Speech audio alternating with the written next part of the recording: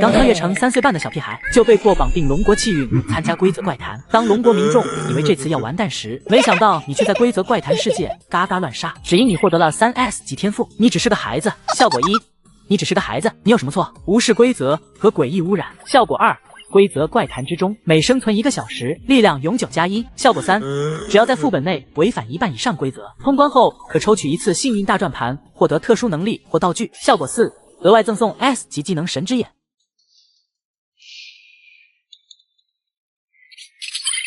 夏野3岁0.6个月，一名手无缚鸡之力的小孩，特殊技能神之眼，可以查看规则隐藏提示和物品的详情。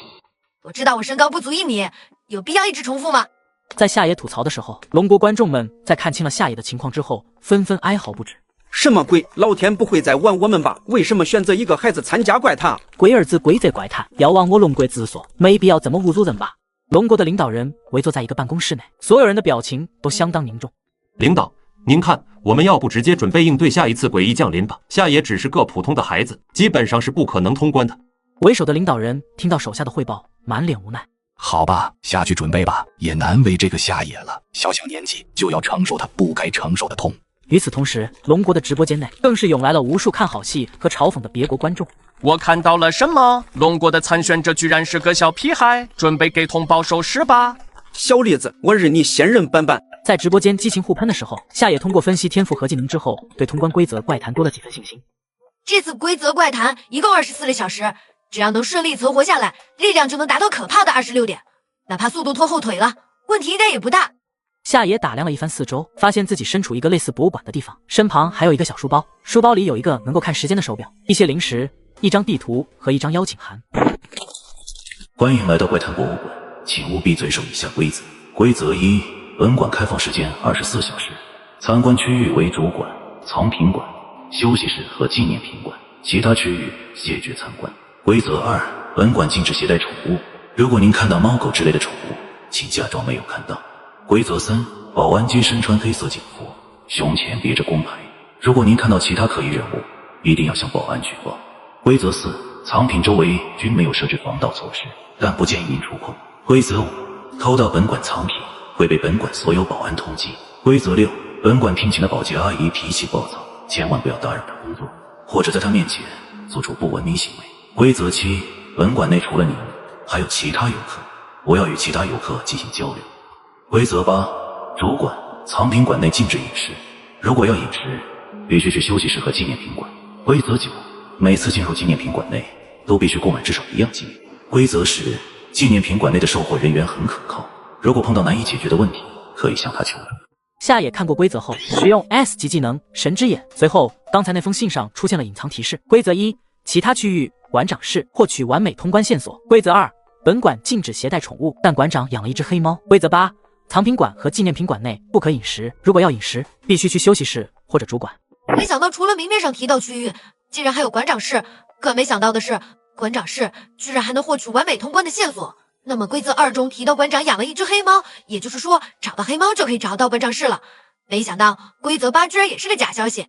夏野看完规则，又查看了手表和地图，随后开始规划之后的行动路线。看着看着，夏野的肚子忽然发出了叫声，好饿，差点忘了，我现在才3岁半，容易饿也是正常。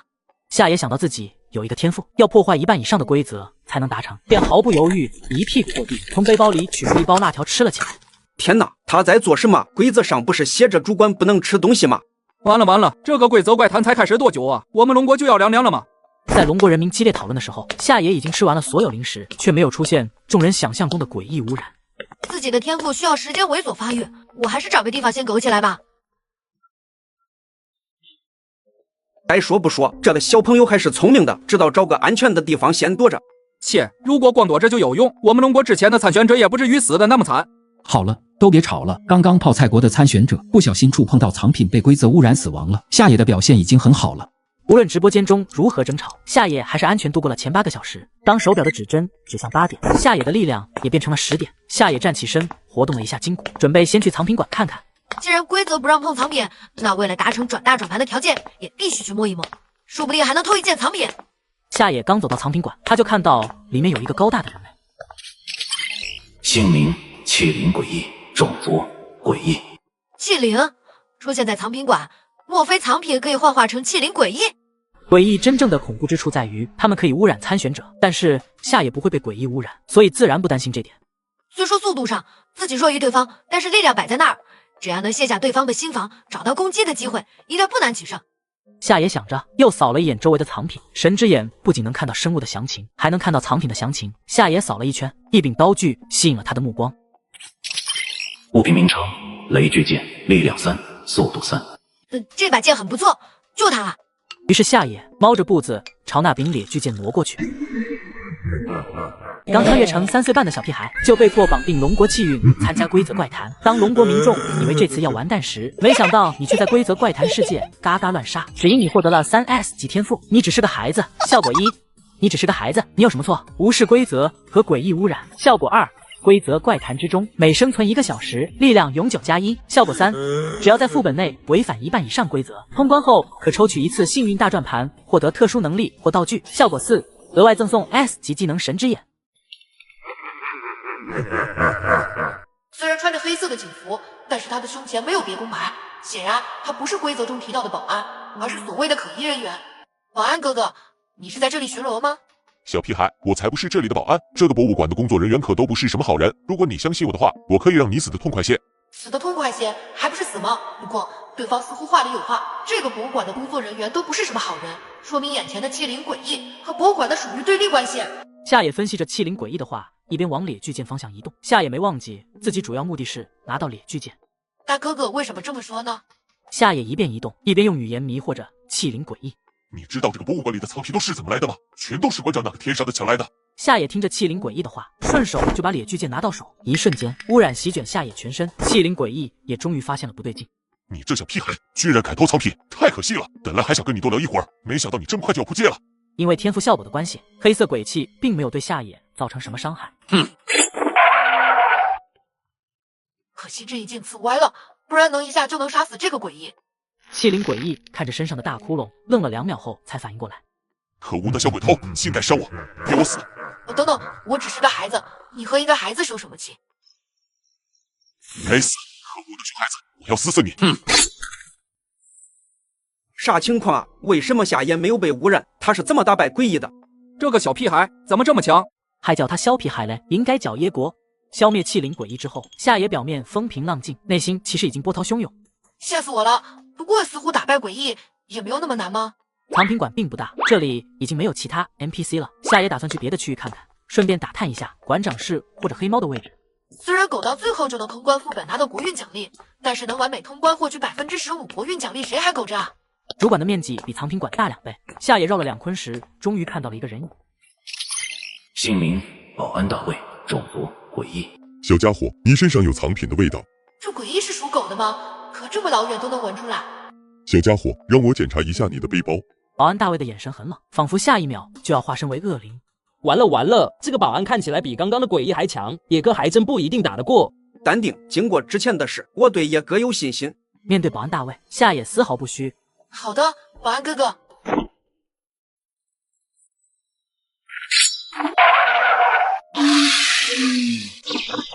我觉得野哥2字已经不足以表达我对他的敬重之情了，应该改成野神。野神真的只是个普通的小孩子嘛？我感觉我3岁半的时候也不这样啊。失去了4肢的保安大卫终于意识到了不对，眼前的这个短腿小屁孩没有他想象的那么简单。大佬，求求您放我一马，我也是被迫来这个怪谈博物馆的。你有什么想问的，我什么都告诉你，只求您能放我一条生路。不对劲，规则怪谈里的似乎有自我意识啊，不会是另外一个世界的人吧？保安大哥，你为什么说你是被迫来到这里的？大佬，这个问题只能说咱们做诡异的一时有苦说不出啊。您可以问我关于怪谈博物馆的问题，其他问题我真回答不了。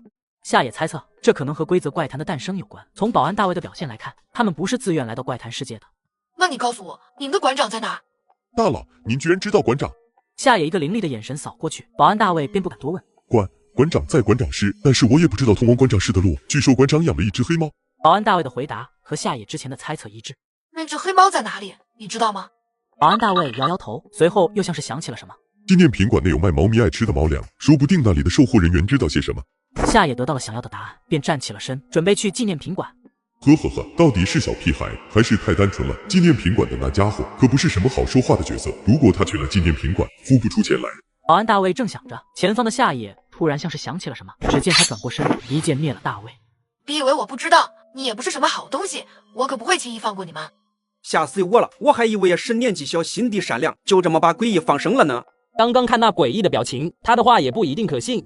领导，刚刚夏野先后杀死了2个诡异，这在前2次的规则怪谈中是人类想都不敢想的事情。夏野究竟是怎么做到的？我们龙国真的有救了！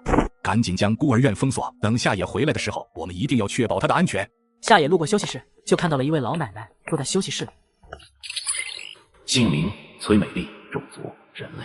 啊，人类？规则怪谈里面居然还有人类存在，这是怎么回事？小朋友，你也是来这里参观的吗？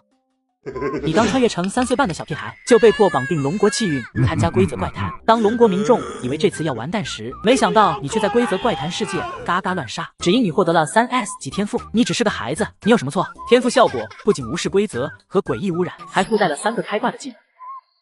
接上一局，夏野杀死了可以人员和保安大卫后，在休息室碰到了一个神秘的老奶奶。小朋友，你也是来这里参观的吗？老奶奶好，我是今天刚来的，您怎么会在这里呢？老奶奶有些失神地看着夏野手中的猎具剑，颇为感慨。我来这里是想看看来自我故乡的藏品。对了，你手上那把剑是这里的藏品吗？是的，老奶奶对这把剑很好奇吗？自从夏野到休息室以来，老奶奶的目光基本上没有离开过雷具剑。夏野也想知道老奶奶和这个怪谈博物馆究竟是什么关系。没想到真的是。孩子，你做了我想做又不敢做的事情。我知道这里有恐怖的生物掌控着博物馆，我老了不中用了。参观完博物馆之后，就来这里休息下，避避风头。夏野听完老奶奶的话，很快就捕捉到了话中的滑点。老奶奶，您为什么这么说？莫非你也想偷盗藏品不成？老奶奶像是回忆起了什么事情一般，半是愤怒，半是苦笑。孩子，这些藏品其实都来自于我的故乡，是这里的馆长联合了其他坏蛋强夺来的。虽然不抱希望，但是我希望终有一日，这些藏品能回到他们的家乡。老奶奶的这番话验证了夏野之前的猜想，夏野曾经所在的地球也经历过被掠夺。原来这些藏品都是馆长偷盗来的，呸！老子最讨厌小偷和抢劫犯了。如果战斗力允许，我支持叶神把这个馆长打死。同意的扣1。这些坏人确实不是东西。我听说馆长养了只黑猫，可以由他领着找到馆长室。老奶奶，您看到过那只黑猫吗？我没见过馆长，也不知道他是不是养了黑猫。但既然你这么说，应该确实是这样，没错。我听这边的保安说，纪念品馆有售卖可以吸引猫咪的猫粮，只是我身无分文，恐怕买不起猫粮。老奶奶活了50、60岁，当然听懂了夏野在暗示什么，于是从口袋中掏出一张100元大钞，递给夏野。孩子，我年纪大了，经不起折腾了。如果你要找馆长的话，老太太我支持你，这100块就当是友情赞助了。叶神不愧是叶神，也太聪明了，这样就能放心大胆去纪念品馆，还能卖猫粮，一箭双雕。隔壁樱花国的参选者过分自信，想靠美人计不给售货员钱，立马被就地正法了。这老太太说话还挺长，怪不得年纪这么大还来异国他乡参观藏品呢。对了，孩子，你叫什么名字？如果那些藏品真的回到了我的故乡，我一定会告诉别人这件事是你做的。夏野其实无所谓这种虚名，不过他不想让老奶奶失望。老奶奶，我叫夏野，夏天的夏，狂野的野。夏野告别了老奶奶后，准备去纪念品馆看看那售货人员。垃圾，垃圾，垃圾！我最讨厌垃圾了，每天都有清理不完的垃圾。姓名保洁阿姨凯莉，种族诡异。夏野分析着保洁阿姨的武力值，2分半后得出结论，自己打不过，只好采取偷袭的战术。污渍，污渍，又是污渍，不行，不能生气，生气会长皱纹，长皱纹会变老。没事，凯莉，你很快就可以解脱了。凯莉死后，夏野继续向纪念品馆出发。夏野一到纪念品馆，就看到了身高1.9米、身材魁梧壮实售货人员。姓名售货人员威廉，种族诡异。好家伙，不愧是这个怪谈世界的小布斯。对于打败威廉，夏野目前还没有十分的把握。售货员哥哥，麻烦问一下，你们这儿有猫粮卖吗？黑猫爱吃的那种，一份就够了。夏野暗示够明显了，威廉直接取出类似中药包的纸包，丢给了夏野。给你要的东西。这货不会坑我吧？不行，得先验验货。售货员哥哥，我能先看看里面装着什么吗？威廉眼神冰冷的点了点头。夏野见他同意，便放心大胆的打开了纸包。什么鬼东西，好臭啊！纸包里面装的根本不是什么猫粮，而是已经腐烂的死老鼠。售货员哥哥，你确定黑猫爱吃这玩意吗？确定，1包100。夏野没想到这黑猫喜欢吃的死老鼠居然这么贵，但是为了接下来的宏大事业，夏野还是忍痛把那张100元大钞递给了威廉。我也神就是牛啊！面对这么恶心的东西还这么淡定，他真的只有3岁吗？没想到老奶奶给的100块刚刚好，莫非这确实是正确的通关思路吗？夏野拿到猫粮后，并没有急着离开，而是在纪念品馆休息，等待自己的天赋技能增长足够高的力量，再去挑战馆长大 boss。时间很快就到了晚上8点，夏野用神之眼看了一下自己的属性，姓名夏野，3岁0.6个月，力量25，速度5。已经25点力量了，是威廉的2倍，打个馆长应该轻轻松松吧？夏野正打算走出纪念品馆，一直安住的威廉却拦住了夏野。等等，你还没有付钱。好家伙，原本以为你是个老实人，没想到在这等着我呢。我就说这个售货人员不是什么好东西吧？夜神明明付过钱了，居然玩失忆。我刚刚去看了漂亮国的直播，只要在纪念品馆超过1个小时，他都要额外收费。漂亮国的汤姆已经壮烈牺牲了。妈耶，高的我都紧张起来了。耶森能答应吗？售货员大哥，我在买猫粮的时候已经付过钱了。你在这里待了很久，这是额外的价钱。罢了，本以为你老实，还想饶你一命。既然这样，我们就用男人的方式来解决这个问题吧。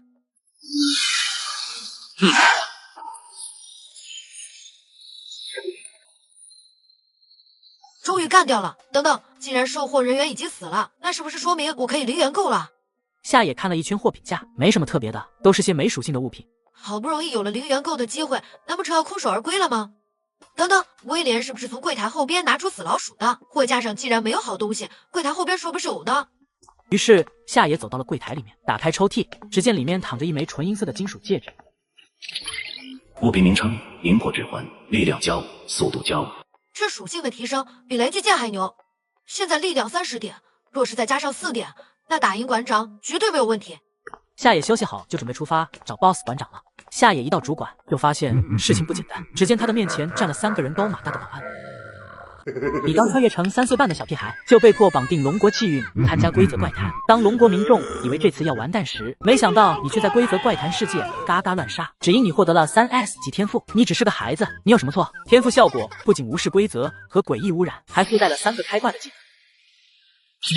夏野解决了本人和售货员威廉后，在回到主管寻找黑猫线索的时候，突然出现了3个保安拦住了夏野。哟，这小屁孩居然安然无恙的从纪念品馆里出来了。威廉那家伙是怎么回事？不应该啊！管他呢，反正他已经被我们3个包围了。我们现在就弄死这个该死的小偷。夏野听到他们的对话，一阵无语。这3个保安知道他们口中的威廉已经被野神给弄死了，会不会立马拔腿就跑？坐等野神以1敌3。夏野也不想给他们废话，一个横扫3个保安的双腿。抱歉，你们刚刚说的威廉已经死在我的剑下了。夏野看了看四周，并没有发现其他诡异，干脆直接把死老鼠拿出来，看看馆长的黑猫会不会出现。时间已经不早了，还是得抓紧行动才行。夏野忍着恶心，将那包死老鼠从背包中取出来，纸包被打开的瞬间，腐臭味便充满整个主馆。这么重的味道，那黑猫就算不在主馆，估计也能闻到。野神太惨了，哪怕实力再强，也遭不住这种身心摧残啊！也不知道黑猫究竟会不会出来，若是野神被耍了，那就白折腾了。等了不到10分钟，夏野就看到一只诡异的大黑猫窜了出来。馆长养的宠物果然异于常物。姓名：猫黑炭，种族：诡异。没想到这猫看着可爱，居然也是一只诡异。夏野也没打算抱走猫咪，毕竟自己还需要靠对方领路到馆长室呢。听别人说你爱吃这个，我特意买了请你吃的。猫黑炭听到夏野的话之后，目光转向了纸包上的死老鼠，随后冲向老鼠大口吃了起来。吃完死老鼠就开始睡觉。这黑猫吃了死老鼠，怎么就睡了呢？万一来不及去找馆长可怎么办？这是之前那个3岁小八嘎，真有这么强吗？西巴，他肯定是用了什么特殊手段，说不定一会儿就打回原形了。我劝你们放尊重点，小心夜神出来以后用男人的方式教你们做人。夏野看猫黑炭打盹，自己也有些困了，所幸猫黑炭没有让他等太久，便起身开始往某个方向走去。夏野迅速跟了上去。参选者夏野抵达馆长室，获得完美通关线索，击杀馆长。原来击杀馆长就是完美通关的方式。姓名：馆长安德斯，种族：诡异。不过这属性果然变态，如果进入愤怒状态，估计更变态。还好我的力量已经32点了，优势在我。随后夏野悄悄地靠近馆长，想像之前一样偷袭一招秒掉馆长。咦，你这小娃娃倒是不寻常。安格斯没有管自己手臂上的伤口，反而是好奇地看着夏野。如果把你制作成诡异，那一定很强吧？想把我做成诡异，那也要看你有没有这个本事。我改变主意了，你这种坏小孩就应该直接去死才对。就在安格斯准备攻击夏野的时候，无意间看到了夏野身上的密银戒指。你这个不要脸的小偷，不仅偷馆内的藏品，还偷走纪念品馆的东西。可你还好意思说我是小偷？这个博物馆内的藏品到底是怎么来的？你比我更清楚。你还真是屎壳郎戴面具，臭不要脸！那又如何呢？这些好东西放在那些废物手里根本没用，他们根本不会珍惜。只有我将他们从深渊之中解救出来，向世人展示他们的美丽。我呸！你真是屎壳郎打哈欠，好大的口气！做坏事就坏事，别给自己找什么好听的理由。安德斯冷笑一声，不再废话，掏出钢制长尺就攻向夏野。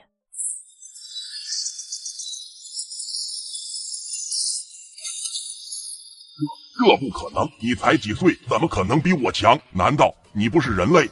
夏野懒得跟安德斯继续废话，已经是晚上11点半了，再过半小时，自己就要离开这个怪谈世界了。恭喜龙国参选者夏野成功击败真正的偷盗者，完美通关怪谈世界。怪谈博物馆内的藏品将回到他们的家乡。龙国国运增加15%，其他国家的参选者均被淘汰。国家将在20分钟之后面临怪谈降临，请做好准备。叶慎就是龙国的英雄，他拯救了整个龙国。我的父母都死于怪谈降临，如果他们在天上看到，肯定会为龙国感到高兴吧。参选者夏野完美通关怪谈博物馆，奖励积分1000分以及3点随机属性点。参选者夏野成功通关规则怪谈，并且违反怪谈内1半以上的规则，奖励幸运大转盘。检测到参选者夏野有3点随机属性点可以抽取，抽取中恭喜参选者获得3点力量属性。检测到参选者夏野有一次抽取幸运大转盘的机会，开始抽取。恭喜参选者获得 A 级技能规则破坏者。规则破坏者每次破坏规则时，在本次规则怪谈中，基础数据获得暂时性提升，力量加1。怪谈博物馆世界关闭，强行驱逐在怪谈世界的参选者。夏野，你辛苦了。夏野，你作为龙国的英雄，国家已经把你的安全提升到最高级别，另外还配了国宴级别的大厨，现在就由我们护送你前往军区。什么？国宴级别的大厨？好耶！你刚穿越成3岁半的小屁孩，就被迫绑定龙国气运参加规则怪谈。当龙国民众以为这次要完蛋时，没想到你却在规则怪谈世界嘎嘎乱杀，只因你获得了3S 级天赋。你只是个孩子，你有什么错？天赋效果不仅无视规则和诡异污染，还附带了3个开挂的技能。第4轮规则怪谈将在10分钟后开启，已经代表龙国参加本轮规则怪谈。本次参选者名单：龙国夏野、漂亮国查尔斯、樱花国山本武士、枫叶国奥瑞拉、风车国吉尔伯特。欢迎来到蓝鲸公寓，参选者存活满24小时便视为通关，完美通关，选手获得1000积分，随机属性点加3，相应国家获得15%的国运提升奖励。通关成功，选手获得250积分。随机属性点加1，相应国家获得5%的国运提升奖励。通关失败，选手死亡，代表的国家将面临诡异降临。这次竟然告诉了完美通关的奖励明细，难道是我上次达成了完美通关，所以这次直接就公开了吗？夏野根据提示进入了一个房间，房间里的布置相当简单，类似宿舍。欢迎来到蓝鲸公寓，今天是你住进蓝鲸公寓的第1天。身为蓝鲸公寓的居民，请务必遵守以下规则。若您拒绝遵守以下规则，出现任何情况，本公寓概不负责。规则1：本公寓的运营时间为24小时，你所在的房间为101，请尽量不要离开房间。规则2：包括你，本公寓一共有6位房客，分别住在1楼和2楼，千万别去3楼找房东。规则3：本公寓的其他房客都不好惹，您住在2楼的宿管阿姨是可靠的，可以随时向她求助。规则4：早上6点、中午12点和傍晚18点，宿管阿姨会给你送3餐，请确保这3个时间点在房间内。规则5：凌晨6点之前和晚上18点以后，绝对不能离开房间。规则6：不可以开窗。规则7：如果你在房间内听到其他房间传来奇怪的声响，一定要向宿管阿姨举报。规则8：发现其他房客死亡，请在第一时间内告诉宿管阿姨。规则9：这里的房客都爱说谎，不要轻易相信他们的话。规则10：如果遇到迫不得已的情况，可以斩杀公寓内的房客。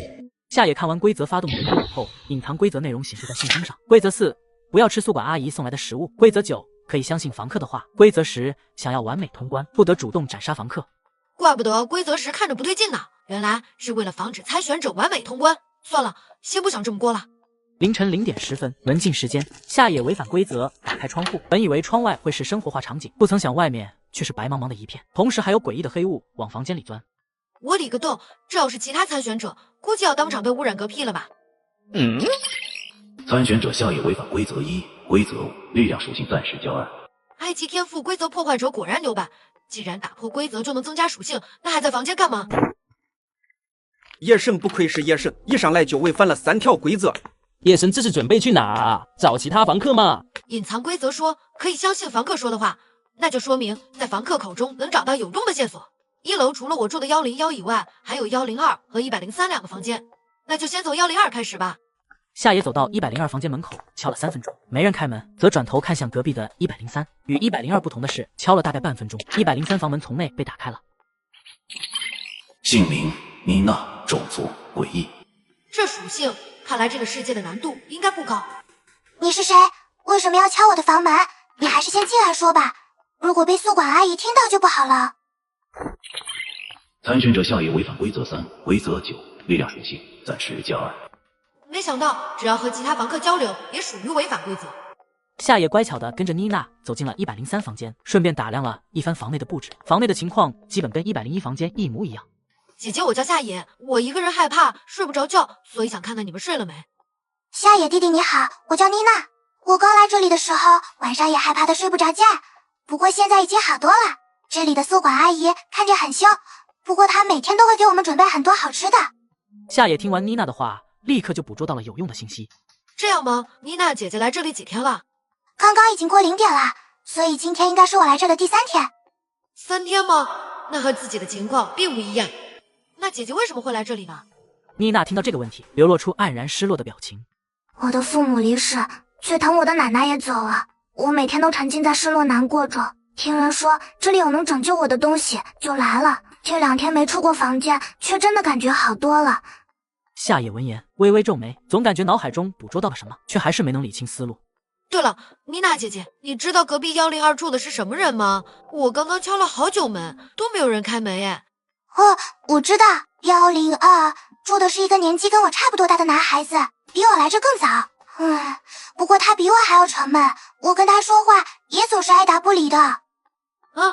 又是小孩子吗？有些不对劲。这里5名房客，其中2个是小孩子，2/5，这概率不低。夏野想着，准备去2楼看看情况，于是没有继续询问妮娜，而是站起身准备去2楼。抱歉，妮娜姐姐，打扰了你那么久，跟你聊了一会儿，我感觉没那么害怕了。谢谢你，我先回房间休息了。妮娜点点头，将夏野送出房门后，便关上了103的大门。2楼竟有4个房间，不过倒也正常，毕竟2楼住着3位房客和宿管阿姨。不过光看房间号，根本猜不出宿管阿姨住哪间。这儿隔音炸，要是我敲门，说不定先来开门的就是宿管阿姨。夏野注意到走廊上的微弱灯光，想到了一个办法，就是往客房里塞纸条。塞纸条应该没问题，如果房客醒着，很容易就注意到走廊上灯光的变化，发现外面有人。保守起见，只是他202和203两个房间就可以了。宿管阿姨应该住在201或者204房间。夏野规划好后，就回到自己的房间，在纸上分别写上：我心里难受，睡不着，你能开下门吗？夏野听妮娜所言猜测，来此公寓的房客都有心理问题，便想借此唤起共鸣。写完后，便悄悄上了2楼，将第1张纸条弹入202房。等了3分钟，房门没反应，估计这位房客8成是睡了，不然房间里总归会有些动静。算了，再去试试203吧。夏野对着203房间重复了一番刚才的动作，又静静地在门口等待了一会儿。就在他以为里面的房客不会开门时，门却被打开了。你是谁？这么晚怎么跑出来了？你刚穿越成3岁半的小屁孩，就被迫绑定龙国气运，参加规则怪谈。当龙国民众以为这次要完蛋时，没想到你却在规则怪谈世界嘎嘎乱杀，只因你获得了3S 级天赋。你只是个孩子，你有什么错？天赋效果不仅无视规则和诡异污染，还附带了3个开挂的技能。接上一集，夏野在妮娜哪寻找不到有用的线索后，又到了2楼继续寻找线索。没想到只有203房间开了门。你是谁？这么晚怎么跑出来了？姓名：马特维，种族：诡异。马特维看见夏野只是个3岁半的小孩，就卸下了防备心。我叫夏野，住在101房间，因为我第1天来这里晚上有点害怕，睡不着。我叫马特维，说实话，我也是第1天来这里，跟你一样有点睡不着。哦，大哥哥也是第一天来这里吗？你是为什么来这里呢？我从小就是个孤儿，后来被养父母收留，那是我人生中最快乐的时光。可惜后来养父母生了弟弟，他们就不要我了。我听说这里会收留小孩子，就来了。这倒是和妮娜有些区别。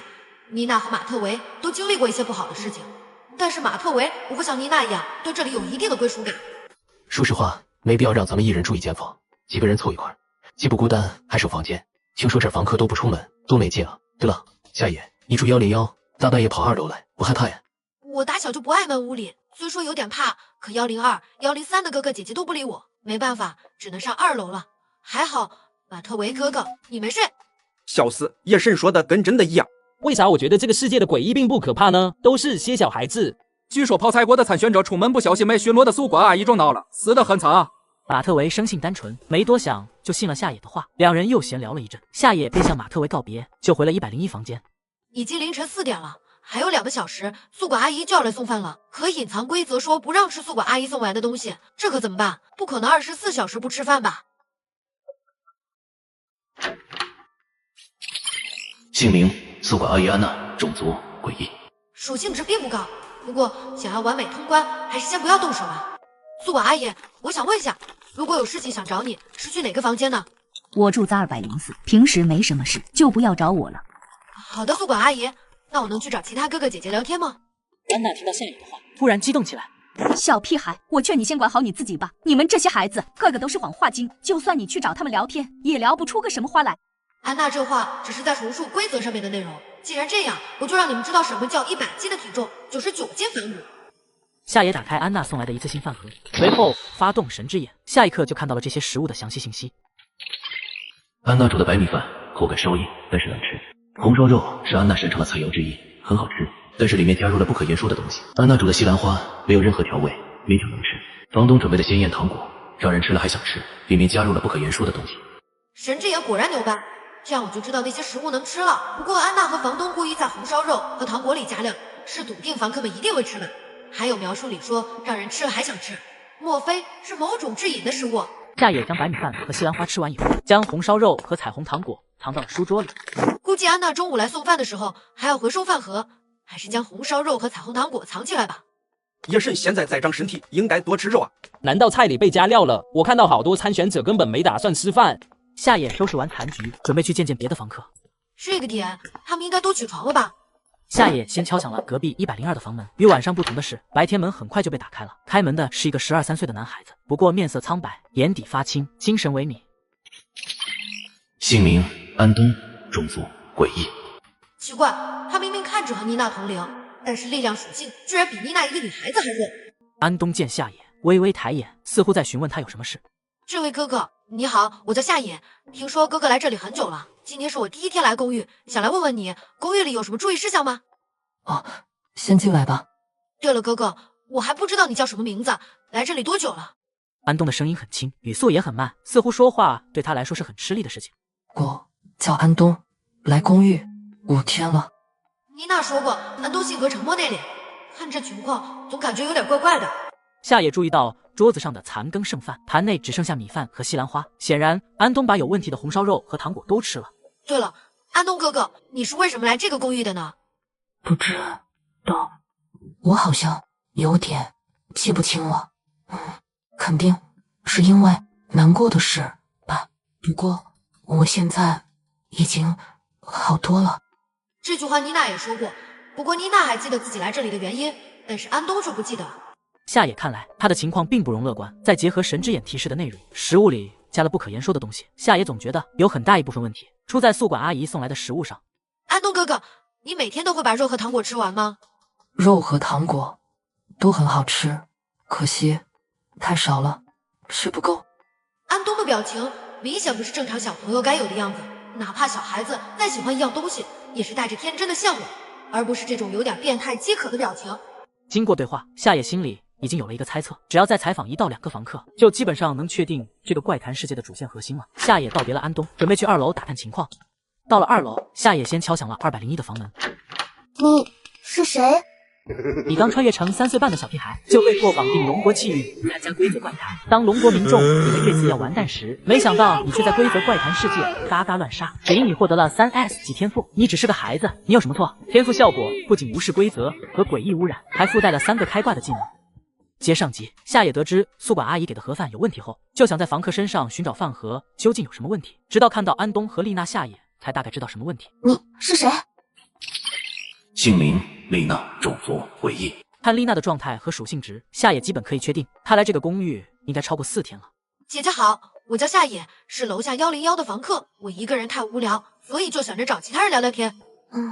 好，那你进来吧。夏野进房后，第一时间就注意到丽娜吃完的饭盒，饭盒里面的红烧肉和糖果都被吃完，米饭和西兰花则被剩下了。姐姐，你叫什么名字呀？来这里多久了？我刚来这第1天，对这里都不熟悉，想知道这边有没有什么注意事项。我叫丽娜，来这里5天了，这边挺好的，没什么要注意。我也不怎么出门，宿管阿姨会拿好吃的，丽娜很喜欢她。果然超过4天了，所以这2个诡异的状态才会这么相似吗？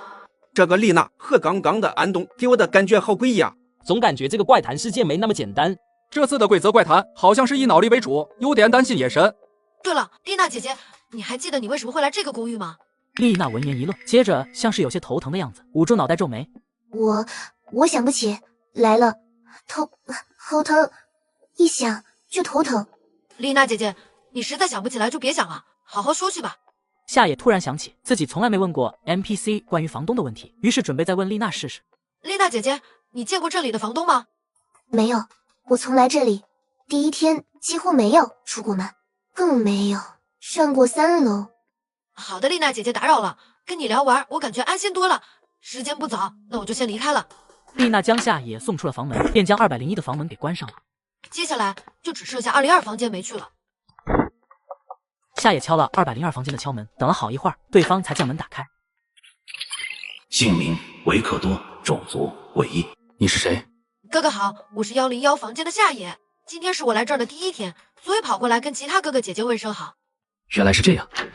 你好，我叫维克多，今天是我在这里的第4天，没想到你也是房客，我还以为这里的房客应该都跟我是同龄人呢。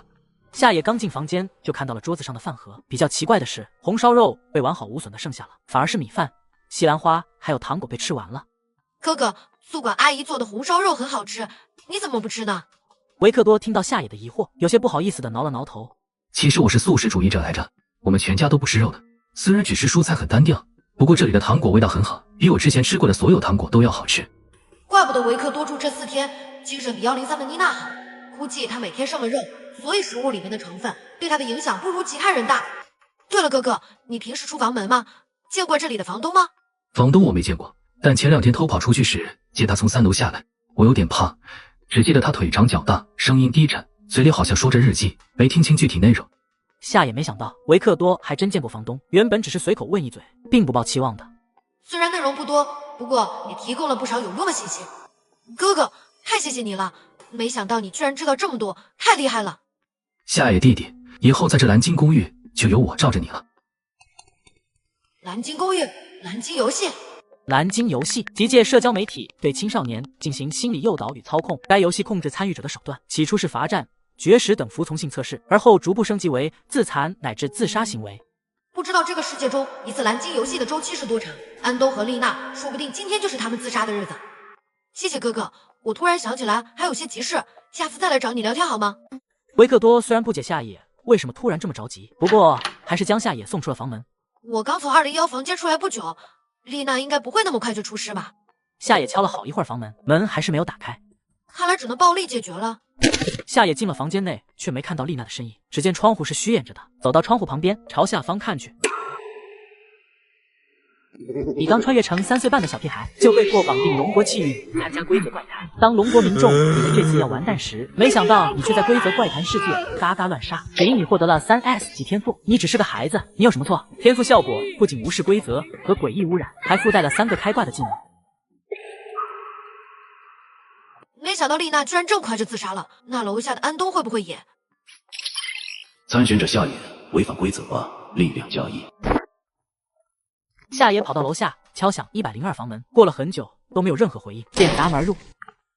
紧接着，夏野就看到了让人触目惊心的一幕。只见安东直直地倒在床上，双目瞪大，绿色的墨汁从伤口中流出，手中还攥着带墨汁的铅笔。妈呀，明明刚刚还好好的，怎么安东也自杀了？这个公寓好诡异啊，就连里面的诡异都会自杀。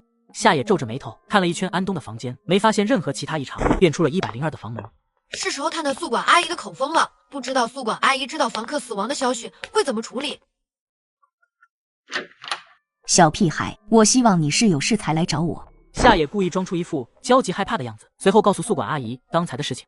不好了，201房间和102房间的房客都死了。宿管安娜听完夏野的话，并没有太大的动作，还露出习以为常的表情。行了，我知道了，一会我会去打扫的。不过你小子怎么一天到晚在外面跑来跑去的？102房间的情况你知道也正常，但是201房间可在2楼，你住在1楼，怎么可能知道？我本来在房间里的，但是隔壁102突然传来一阵巨响，然后我出门一看，就发现102的房门碎了，里面的房客也死了。然后我就赶紧想上楼把情况告诉你，结果我上楼的时候发现201房间的大门也碎了，我觉得奇怪就进去看了一下，就发现里面的房客跳楼了。什么？你说102和201的房门碎了？安娜来到201房间门前，发现大门真的碎了，接着看到窗户开着，窗外的情况果然如同夏野说的一般。你做得很好，接下来我会询问一下其他房间的房客，你没什么事的话就先回房吧，午饭时间也要到了。夏野不打算现在就撕破脸皮，于是便听了安娜的话，乖乖回房间去了。回到101房间，夏野先打开自己的属性面板。距离中午12点还有不到半个小时，到时候自己的力量属性又可以提升了。如果有机会，还是将其他规则全部违反一遍吧。小家伙，中午的饭盒给我回收下。夏野点点头，乖巧的将早就准备好的空饭盒递给安娜。安娜见夏野将肉菜和糖果都吃完了，很满意。想不到你个子不高，倒挺能吃。宿管阿姨，102和201两个房间现在怎么样了？修好了吗？房门都已经修理完毕了，不过这是真邪门，如果你还发现其他奇怪的事情，一定要及时上报。安娜觉得邪门，只是因为房门莫名其妙碎了。安东和丽娜死亡的事像是习以为常一般。夏野看着安娜的表现后，基本可以确定这个蓝鲸公寓和蓝鲸游戏本质核心是一样的。对了，宿管阿姨，咱们公寓发生了这么大的事情，房东有说要怎么解决吗？安娜闻言，原本态度良好，却沉了脸色。我可没空跟你闲聊，我还要去别的房间送饭。安娜肯定知道些什么，只是她不愿意聊和房东有关的事情。夏野吃完饭，打算再找妮娜了解一下情况。夏野敲响了103的房门，妮娜很快就开门了。当看到来的是夏野，松了一口气，赶紧将夏野拉进房门。妮娜姐姐，你怎么了？发生什么了吗？夏野弟弟，你知道吗？隔壁的房客死了。刚刚宿管阿姨来问我的时候，我才知道。就是啊，我也觉得奇怪。妮娜姐姐，不只是隔壁的房客死了，楼上201的房客也自杀了呢。什么？你说楼上的房客死了，还是自杀？这怎么会嘛？待在公寓里不快乐吗？我们每天都有好吃的糖果和饭菜，这里吃得饱，穿得暖。夏野弟弟，我想不通。看来妮娜还不知道隔壁102的安东也是自杀的，估计宿管阿姨根本不会告诉她吧。但是妮娜姐姐，隔壁102的房客小哥哥也是自杀死掉的，我也不清楚是怎么回事。不过今天都是他们来这里的第5天，你有认识来这里更久的房客吗？虽然妮娜是诡异，不过他们的情况明显和一般害人的诡异不同。夏野还是想提醒一下，他们都是自杀，这不会吧？他们一定遭遇了什么打击严重才自杀的。更早的房客我就不知道了。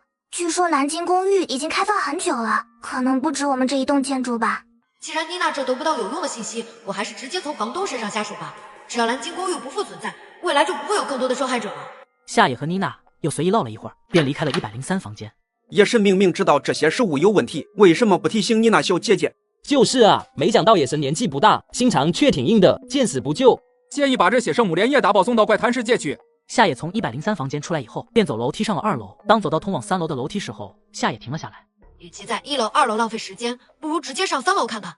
夏野召唤出了猎巨剑，直接往楼梯上走去。哇塞，野神低调了那么久，终于要上楼看看了吗？不知道3楼的房东跟上个世界的馆长比，长得会不会更恐怖？参选者夏野违反规则2，力量加1。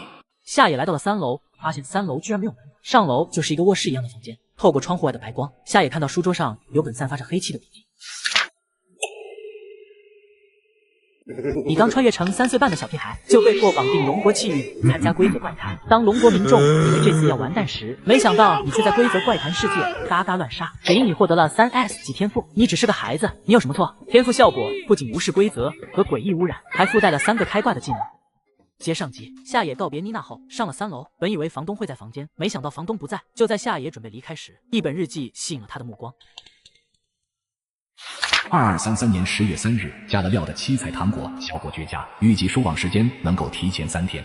2233年10月5日，这一批猎物终于全部收网了，它们献祭的样子真美。2233年10月7日，我突然发现了一个更好的观察猎物的方式，不用待在阴暗的3楼了。2233年10月8日，近距离观察猎物的方式果然更不错。日记写到10月8日就没了，笔记中猎物应该指的是房客，收网和献祭应该是房客自杀。不对，今天是10月9日，现在房东不在，那房东去哪儿了？夏野环顾了一圈四周，发现了3双鞋。这2双鞋子的尺码极大，应该是房东的鞋子。不过这双小鞋子是谁的？房东是个身材体型高大的人，怎么会有这么小的鞋子？夏野结合对方日记本中的描述，心中隐隐有了一个猜测。房东日记本上写的是什么意思？他房间里为什么会有这么小的鞋子？可怕，怎么感觉越来越看不懂了？我基本上看懂了。首先，这个房东招的猎物都是有一点心理问题青少年，这个阶段的孩子容易被控制和引导，而那些肉类和糖果了含有致幻成分，可以控制他们的精神。等到剂量达标，这些心智不成熟的孩子可能因为这些幻觉就会选择自杀。原来是这样，我终于完全看懂了。我就说每一件事都觉得怪怪的，原来串联起来是这样。夏野又看了一圈，没有再发现任何有用的东西，于是便下了楼。当路过203房间，突然停住了脚步，随后敲响了203的房门。这马特维有点不对劲，马特维应该是活泼开朗的性格，这马特维明显不是。姓名：房东鲍里斯，种族：诡异。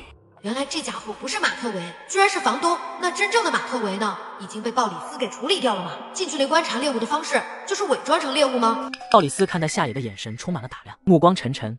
既然对方已经不是马特维，那就没必要暴露自己认识马特维的事了。哥哥好，我是新来的房客，来跟你打个招呼。你是101房间的夏野。鲍里斯，你声音暴露了，即便能伪装，你好歹声音也伪装一下呀。小老弟，给你机会你不中用啊。是啊，哥哥，你叫什么呀？我们能进房间说吗？夏野现在整体属性值已经超过了60点，完全不怕鲍里斯。我叫马特维，你进来吧。夏野进入房间，不动声色地打量了一圈房内，和昨晚倒是没什么区别。桌子上没有饭盒，所以宿管阿姨应该是知道鲍里斯现在的身份的。夏野弟弟，你觉得这里的饭菜好吃吗？好吃啊，尤其是彩色的糖果，还有红烧肉，特别好吃。宿管阿姨的手艺真不错。是吗？那你一定要好好在这里生活哦。听了这话，夏野立刻意识到怪谈世界里面的诡异，并不知道参选者是来自于别的星球的外来者。好的，马特维哥哥，我们一起好好在这里生活。夏野从203房间出来以后，并没回自己的房间，而是走向了宿管阿姨的住处。再过3个小时，宿管阿姨将送来最后一次食物，是时候违反规则4增加力量了。夜神这是要去干嘛？已经18点了，该吃晚饭了。你傻啊，这个怪谈世界再过不久就要关闭了，野神肯定是要去大杀四方了。规则4说要在房间内等宿管阿姨安娜，那自己站在房间外也算违反规则吧。不一会儿，安娜就推着餐车过来了。你小子怎么还在房门外？是想死吗？参选者夏野违反规则吧，力量加1。行啊，那你就试试吧。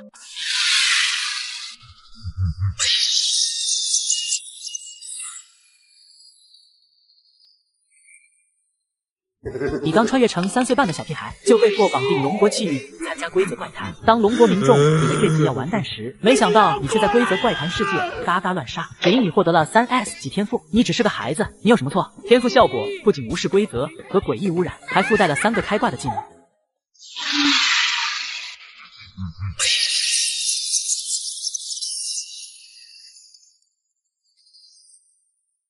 这次的规则怪谈，宿管阿姨实力一般啊。不过房东确实是个大 boss， 一般人还真打不过。在夏野吐槽的时候，其他参选者基本上都接过了宿管阿姨提供的晚餐。其中，樱花国的山本武士3餐1顿不落，但就在他醒用晚饭时，奇怪的事情却发生了。山本武士这个八嘎，空有无力没有脑子，我早就说了这些东西不能吃。现在说什么都晚了，我们大樱花帝国又要被怪谈入侵了。为什么龙国的夏野这么小年纪就知道哪些东西能吃，哪些东西不能吃？我抗议，强烈怀疑龙国的夏野作弊。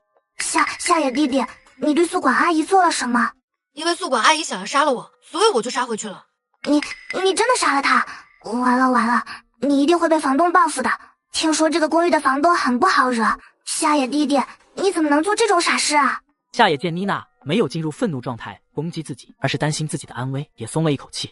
妮娜姐姐，我没事的，你放心吧。我这么做是为了将你们都救出去。不过，可能你未来都没有七彩糖果吃了。妮娜听得云里雾里的，但是她听到夏野说自己没事，不知怎么的，也莫名安了心。好吧，夏野弟弟，你一定要保护好你自己。我先回房了。看来怪谈世界的角色也不一定都是坏人。算了，想那么多干嘛？还是去干掉房东吧。夏野活动了一番筋骨，便拖着雷巨剑上了2楼。夏野敲响了203的房门，不一会儿，房东鲍里斯便打开了房门。怎么是这个小屁孩？不应该是安娜吗？夏野弟弟，你来这里干嘛？规则上都说了，18点以后不能离开房间，你还真是不怕死啊！我只是来告诉你，宿管阿姨被我杀死了哦。闻言，鲍里斯先是一愣，接着露出了难以置信的表情。是吗？夏野弟弟，我没记错的话，你才3岁半，小孩子不可以撒谎哦，撒谎是会遭到惩罚的。而且这和我有什么关系呢？行了，房东，你不必再伪装了。你脚上的鞋，还有桌子上的饭盒，已经说明了一切。听了这话，鲍里斯首先低头看了一眼自己的鞋子，又回头看了一眼与其他房客不同的饭菜，接着他像是意识到了什么。你去了3楼，很好，你成功的惹怒了我，那你就立刻马上去死吧！哈哈哈！小鬼宝，本来还想让你多活几天，没想到你非要提前找死，你知道吗？你一旦吃了那个7彩的糖果，就没救了。是吗？其实我没有吃那些糖果和肉。这怎么可能？你才3岁半，不可能有这么强大的力量。你到底是谁？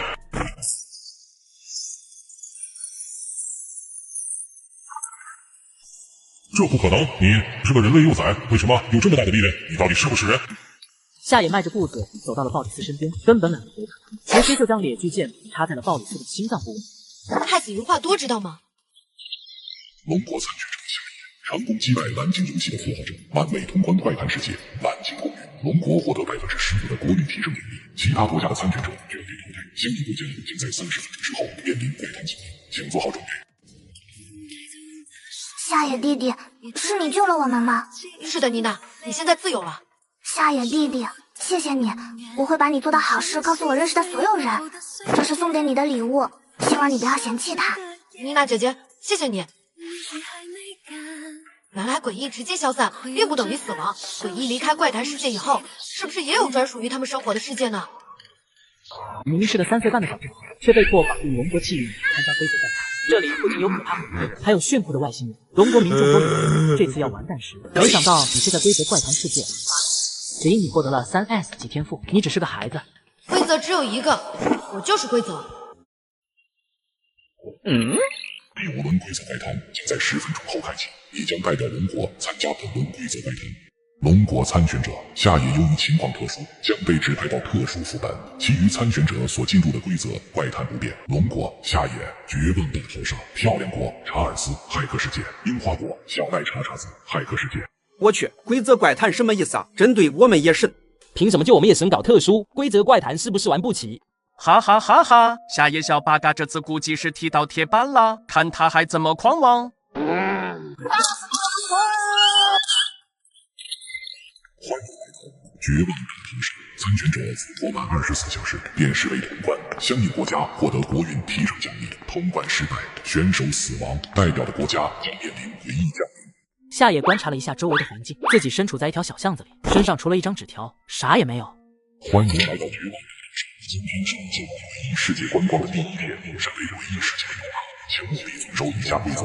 规则1：本次观光时间为24小时，务必不对诡异世界的其他生物发现人类身份。规则2：如果不幸为其他生物发现身份，请在第一时间找到身穿蓝衣服的警卫。规则3：不要拒绝本世界其他居民的请求。规则4：如果发现其他人类同类，一定要一起行动。规则5：你身上没有钱，只能去赚取鬼币换取食物。规则6：你没有地方住，想办法找到一间旅馆，否则夜晚的诡异世界很危险。规则7：不要靠近占卜店。规则8：不要靠近面包店。规则9：不要靠近书店。规则10：你的职业身份是孤儿，请隐藏起。夏野看完规则之后使用神之眼，随后纸条上出现3条隐藏提示。规则2：蓝衣服的警卫很危险。规则4：跟你的同类一起行动，说不定更危险。规则9：进入占卜店会被污染，但占卜店里有这个世界的真相哦。好家伙，原来这是个诡异生活的世界。那这里的诡异一定相当多，不被诡异发现人类身份，有点难啊。不过规则1、规则2的用词很有深意，用的是生物这个词，而非诡异。而且规则4提到这个世界还有其他人类，可能会更危险。还有自己爷爷是孤儿，不知道这点又有什么深意呢？夏野将纸条收好放在口袋里，便走出了巷子。既然规则怪谈特殊照顾我，想必是自己的成长太逆天了吧？算了，还是先违反规则，提升属性值吧。夏野走出昏暗的小巷子后，就来到了一条大街上。大街上到处是诡异，看起来和普通人类没什么两样。这些诡异的综合属性值基本都不高于20，完全没危险。至于规则中提到了其他人类和穿蓝衣服的警卫，应该问题也不大。夏野扫了一圈，发现街对面有一家面包店，刚打算走过去看看，却被一道苍老的声音喊住了：“小家伙，你可不可以扶我起来？”夏野循声看去，只见不知何时，他的身边居然倒了一位老奶奶。啥玩意儿？碰瓷的？姓名陈大花，种族诡异。这属性怎么看都不像是柔弱到需要别人搀扶的老奶奶啊！夏野正愁没有机会违反规则，没想到这么快就有诡异送上门来了。对不起，我拒绝。参选者夏野违反规则3，力量+1。真背，还以为你小子是人类伪装的呢，站在这儿一动不动的。行了行了，你赶紧走开吧，别挡路。原来诡异也会钓鱼执法呀！还好自己正好需要违反规则，没想到一举两得了。不愧是我们野神，太聪明了，一眼就识破了诡异的诡计。这老太太装得还挺像那么回事，连我都产生了同情心。参选者夏野违反规则8，力量+1。面包店内的商品并不多，夏野用神之眼一一扫过，基本都是普通的食物。这都什么食物呀？还好黄油羊角包是正常的。夏野假装查看商品，手在黄油羊角包上一摸，货架上凭空减少了一个羊角包。什么？是我眼神花了吗？怎么感觉货架上的羊角包瞬间少了一个？夜神竟然还有这种技能，是规则怪谈赋予的新技能吗？之前没看到他用过。这不是什么特殊技能，是上个规则怪谈妮娜送的空间道具。参选者夏野违反规则，力量+1。夏野刚将黄油羊角包收好，打算假装再转一圈就溜之大吉。这时耳边传来一道年轻的女声：“小弟弟，你逛了挺久的，选好商品了吗？”姓名面包店店员陈可可，种族诡异。找什么理由好呢？算了，还是说没想好吧。商品上没标价格，万一是圈套就尴尬了。姐姐好，我还没想好呢。是吗？我对这批商品还挺满意的，还希望多点伙伴来欣赏他们呢。似乎对方没有怀疑自己，既然来了，还是顺便打探一下消息吧。总感觉最近运气不太好呢。姐姐，你知道有什么地方可以改变运势吗？夏野问得很隐晦，没有明确提到占卜等词汇。我也不知道呢，不过隔壁街书店的老板好像说过类似的事情。小弟弟，你要是好奇的话，就去书店问问吧。书店？就是规则上不让靠近的书店吗？那下一站就去书店吧。好的，谢谢大姐姐，我一会儿就去看。陈可可看着夏野离去的背影，像是自言自语一般，叹了口气。打算去书店，看来确实不是人类，也是这么小的小朋友，怎么可能呢？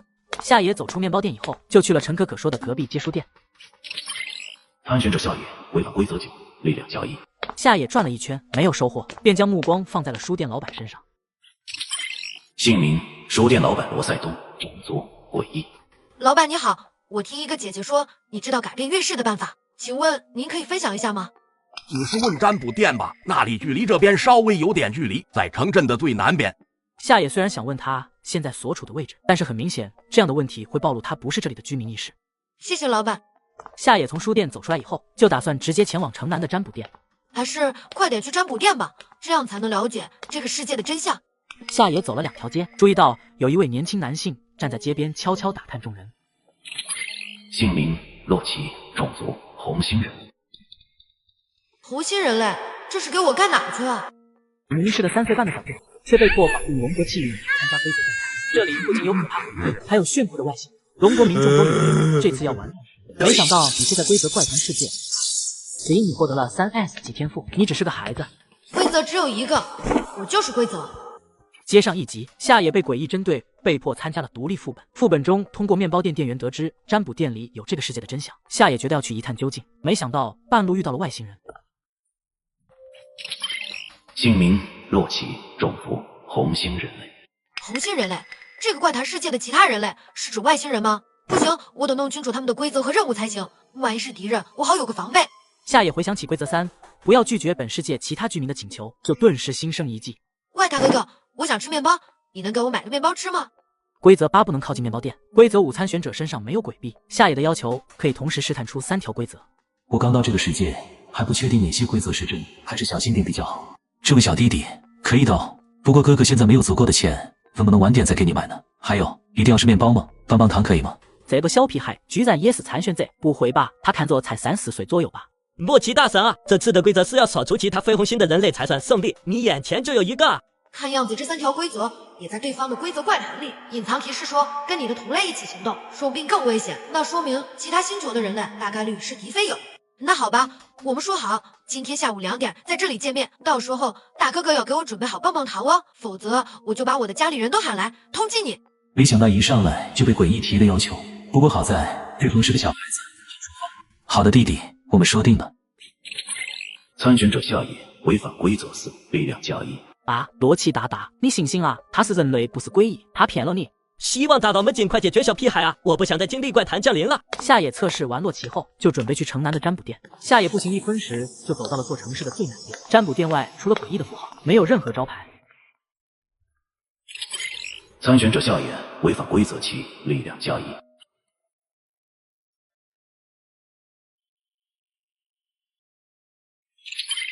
姓名：占卜店老板彗星，种族：诡异。蓝星的参选者，你终于来了。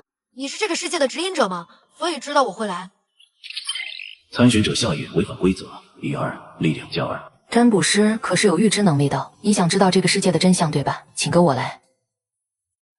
夏野跟着彗星来到一张巨大的地图面前，地图上分别显示一个蓝点和3个红点。这个蓝点是我吗？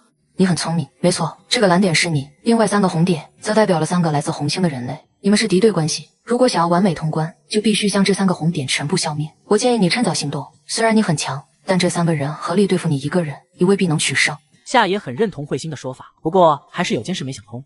为什么怪谈世界要把不同星球的人类聚集在一起，互相厮杀呢？你们蓝星是第一次经历星球之间的怪谈吧？没想到第一次就你一个人来了，真了不起。而至于怪谈世界这么做的原因，我还没有全线知道，需要你自己去发掘。彗星的这番话不仅对夏野产生了巨大的冲击，对龙国直播间的观众们更是如此。什么？原来规则怪谈不只降临在了蓝星一个星球，还有红星和其他星球。如果龙国不是有野神，可以无视规则，说不定根本发现不了这个真相。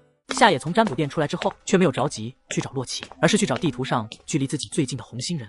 虽然不清楚对方实力如何，但是在落单的情况下，必须尽快解决这个红星人。夏野根据记忆，在一条无人的小巷子内看到了那名红星人。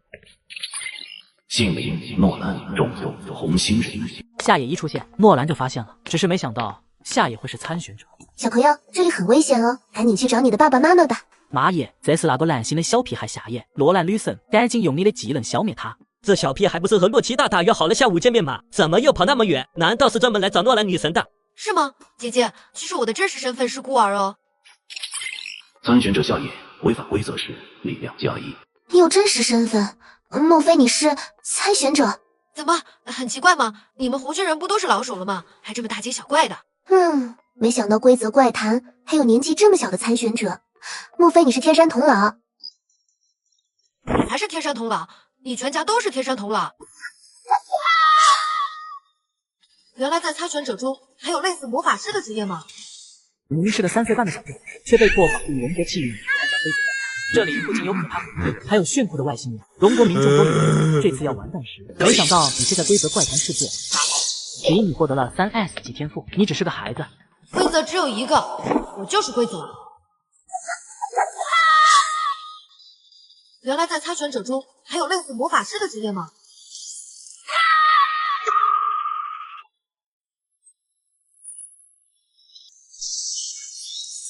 这小屁孩果然不聪明，火球都要碰到身上了还不躲。看来真的要被诺兰女神拿到一血了，不知道其他蓝星参选者在哪儿。这怎么可能？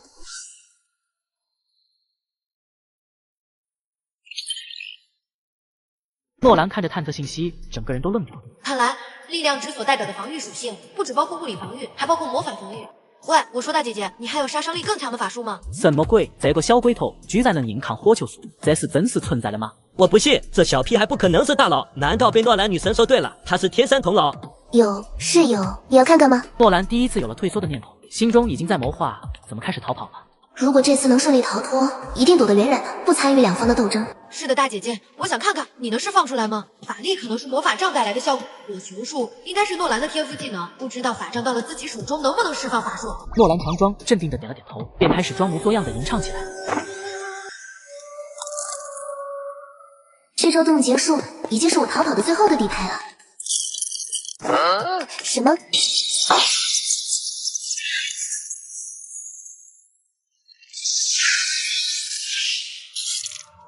本来还想放你一马，但是你居然下死手，要不是我属性比较高，估计就被你杀了。我的罗兰女神居然死了！我恨这个蓝心的夏野，我要为女神报仇。我记得雷哥好像比诺兰女神强，只能靠他了吗？对方这么强的吗？洛兰可是比我还厉害的女魔法师啊！还是说洛兰其实是死于规则？看来必须尽快和洛奇会合了。夏野解决完诺兰之后，便将地上的魔法杖捡了起来。物品名称：魔法师的法杖，有魔法师天赋才能使用的法杖。果然，想要使用法术，光有魔法杖还不行，还得有魔法师天赋。夏野将魔法杖放到储存空间之中后，查看起来自己的属性。姓名：夏野，3岁06个月，力量76，速度10分。现在已经是下午的1点钟，是时候去找无心人洛奇了。小弟弟，你要的棒棒糖我给你准备好了，怎么样？哥哥说话算话吧。夏野点点头，刚想接过棒棒糖，洛奇却将手缩了回去。是识破我的身份了吗？小弟弟，如果你想要这顿棒棒糖，那先回答哥哥几个问题好不好？洛奇得知了诺兰的死讯以后，很快就和雷格会合了。雷格听说洛奇和夏野的约定后，便提议跟 NPC 打探一下消息。洛奇快跑，你一个人是绝对打不过他的，赶紧把雷格也喊来。这个夏野到底有多强？真是人类幼崽吗？我不信，难道这是蓝星人的特点？年纪越小越强？行啊，大哥哥，你问吧。你今天有没有见到什么可疑人物呢？例如从来没有见过的哥哥姐姐叔叔阿姨。当然见过了，大哥哥你不就是吗？我是说除了我以外，你收了我的棒棒糖，可不能出卖哥哥。有，我看到一个长得很漂亮拿着魔法杖的大姐姐。你当时看到她的时候只有她一个吗？还是说有其他可疑人物跟她一起？什么可疑人物？洛奇大大啊，你面前的就是最可疑的人物。洛奇大大坚持住，雷格大大马上就到。夏野不知道洛奇的队友雷格已经在赶来的路上，不过也不打算继续再和洛奇打哑谜了。有的，这位大哥哥就在你面前啊！洛奇还没反应过来，听得一脸懵逼。就在这时，身后突然传来了一道浑厚的男声：“洛奇，别上当啊，这个小孩有问题。”啊，雷格，你在说什么呀？迷失的3岁半的小弟却被迫绑定龙国气运参加规则赛谈。这里不仅有可怕恐怖，还有炫酷的外形。龙国民众都以为这次要完蛋时，没想到你却在规则怪谈世界。只因你获得了3S 级天赋，你只是个孩子。规则只有一个，我就是规则。姓名：雷德，种族：红心人。洛奇，这小鬼头绝对有问题。我刚刚问了一些附近的居民，说这个城市根本没有年纪这么小单独行动的孩子。太好了，不愧是我雷格男神。我就不信雷格和洛奇2个人一起还打不过一个小屁孩了。雷格的话一出，洛奇才意识到自己真的上当了。没想到自己一世英名，居然被一个小孩子耍得团团转。你这个小屁孩，居然敢耍我，你死定了！好家伙，又是一个远程，好这就我一个靠谱攻的呗。洛奇，不要大意了，别看他只是一个小孩子，但是诺兰必然是死于他之手。没想到这个傻大个心思还挺细。放心吧，雷哥，我心里有数。这把弓箭倒是有意思，可惜了，这光剑的强度不够高，太容易被折断了。夏野一招击碎光剑的一幕，给雷格和洛奇产生了巨大的心理冲击。看来今天注定是一场恶战了。哇塞哇塞，两位男神合作攻击，这样的场面我只在梦里想过。可惜诺兰女神不在了，两位大佬一定要给我女神报仇啊！怎么办？对面那个魁梧大汉好像很厉害的样子，夜神要1打2，会不会打不过啊？规则怪谈太不公平了，一上来就让我们夜神1打3。哈哈哈！夏野小八嘎这次肯定打不过他们2个，你们下锅等着诡异降临吧！山本，我认你先人。洛奇，你就站在后面干扰他，我负责进攻。雷哥，你放心吧，我一定不会拖你后腿的。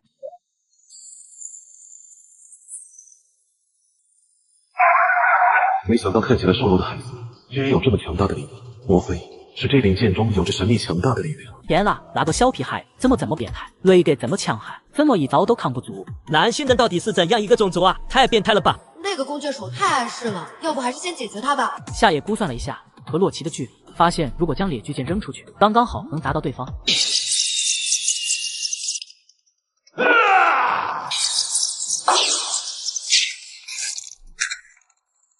毁了，原来对方刚刚的攻击是假动作。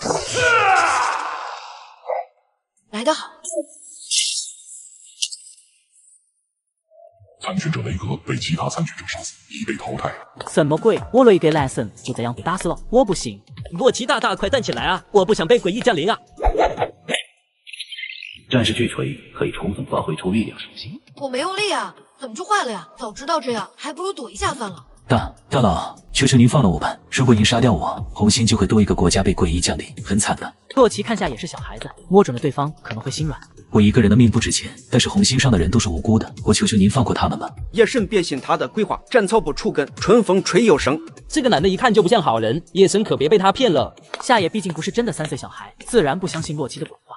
大哥哥，你和之前那个大姐姐一样爱说谎，如果不是因为打不过我，恐怕你们早就要把我解决掉了吧。参选者洛奇被其他参选者杀死，已被淘汰。副本绝本被淘杀，3名红星参选者均被淘汰。相应国家将在30分钟之后面临快团结，请做好准备。对不起，洛奇，我也要守护我的国家和我的亲人。当诡异降临的那一天起，你又不再是个人，而是身后的国家和人民。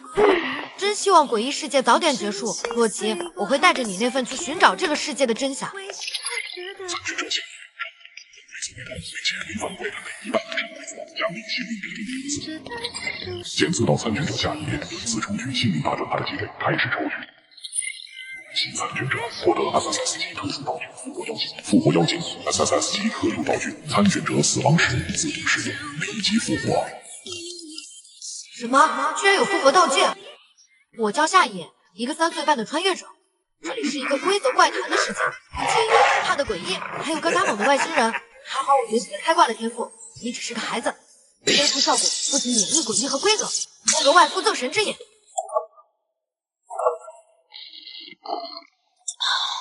第6轮规则外谈将在10分钟后开启，你将代表龙国参加本轮规则外谈。龙国参选者夏野由于情况特殊，将被指派到特殊副本领地争夺战，其余参选者进入黑暗国家。凭此参选者名单：龙国夏野、漂亮国查尔斯、毛熊国伊娃、樱花国小奈查查子。太好了，又能看夜神打杀死方了，不知道这次会和什么星球的参选者 PK。蓝星只有我们野神一人，总感觉很吃亏。上次野神又赢了，这次会不会提升难度啊？欢迎参选者代表紫星获取领地争夺战的胜利，便是为完美通关。通关失败，全市死，代表的国家将面临诡异降临。哎，这次居然只有完美通关和通关失败，可真残酷啊！不过代表紫星是啥意思？我不是蓝星人吗？啥时候给我改星球籍了？欢迎来到领地争夺战，你需要代表你所在的阵营紫星，将阵营旗帜插在5星世界上。决赛时间为24小时。身为5星领地的争夺者，请务必遵守以下规则。规则1：本次观光时间为24小时。进入5星领地后，请不要触碰5星世界，否则会有生命危险。规则2：在火之领地不可饮水。规则3：在水之领地不可污染风波。规则4：在木之领地不可使用利器。规则5：在金之领地不可燃火。规则6：在土之领地不可携带绿植。规则7：5星领地皆有强大的鬼兽，请不要招惹他们。规则8：如果碰到鬼兽，走到5星石像周围，他们自然会离去。规则9：你所代表的阵营是紫星，请在第一时间与同伴会合。规则10：每个阵营只有5面旗帜，一定要保护好阵营旗帜。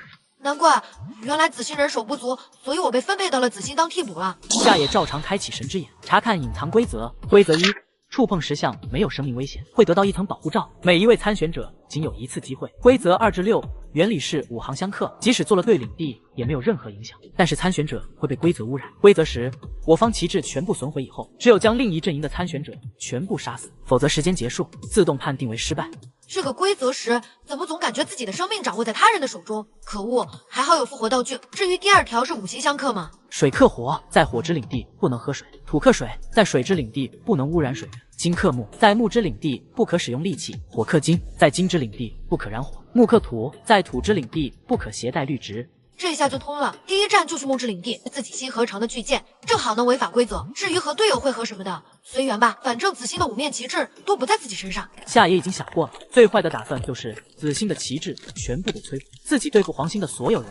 傻，夜神这次要代表紫星，身为蓝星人，为什么代表紫星人啊？紫星只有3个参选者，黄星却有7个人，这是要野神1打4的节奏啊！夏野手中除了写着规则的字条，还有一张地图。金、木、水、火土5个领地，呈圆圈包裹的形式分散在5个角落。运气不错，正在木之领地和火之领地的交界处，朝右边走就是木之领地了。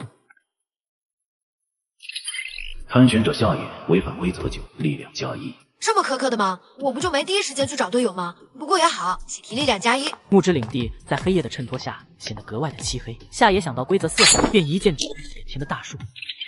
参选者夏野违反规则4，力量+1。夏野用剑将砍倒的大树是的大小，随后放入空间道具，用于之后违反规则用。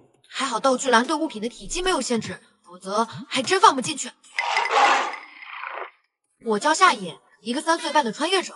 这里是一个规则怪谈的世界，介于怕的诡异，还有个打猛的外星人。还好我学习了开挂的天赋，你只是个孩子。颠覆效果不仅免疫诡异和规则，额外附赠神之眼。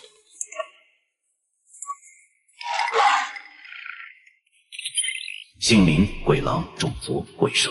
这就是规则中提到的鬼兽吗？居然比一般的人形诡异还要强许多。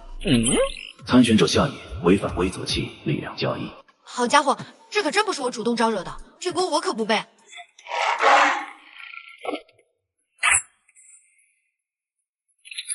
参选者夏野违反规则8，力量+1。夏野解决完鬼狼，决定直接前往木之领地的中心，寻找5行石像。夏野走了1坤石后，终于看到了一个广场。广场中央有一尊刻着类似八卦阵的圆柱形石像。这个坑应该就是用来插旗帜的吧？夏野到了石像旁边，想起了规则1，赶紧伸手摸了摸石像。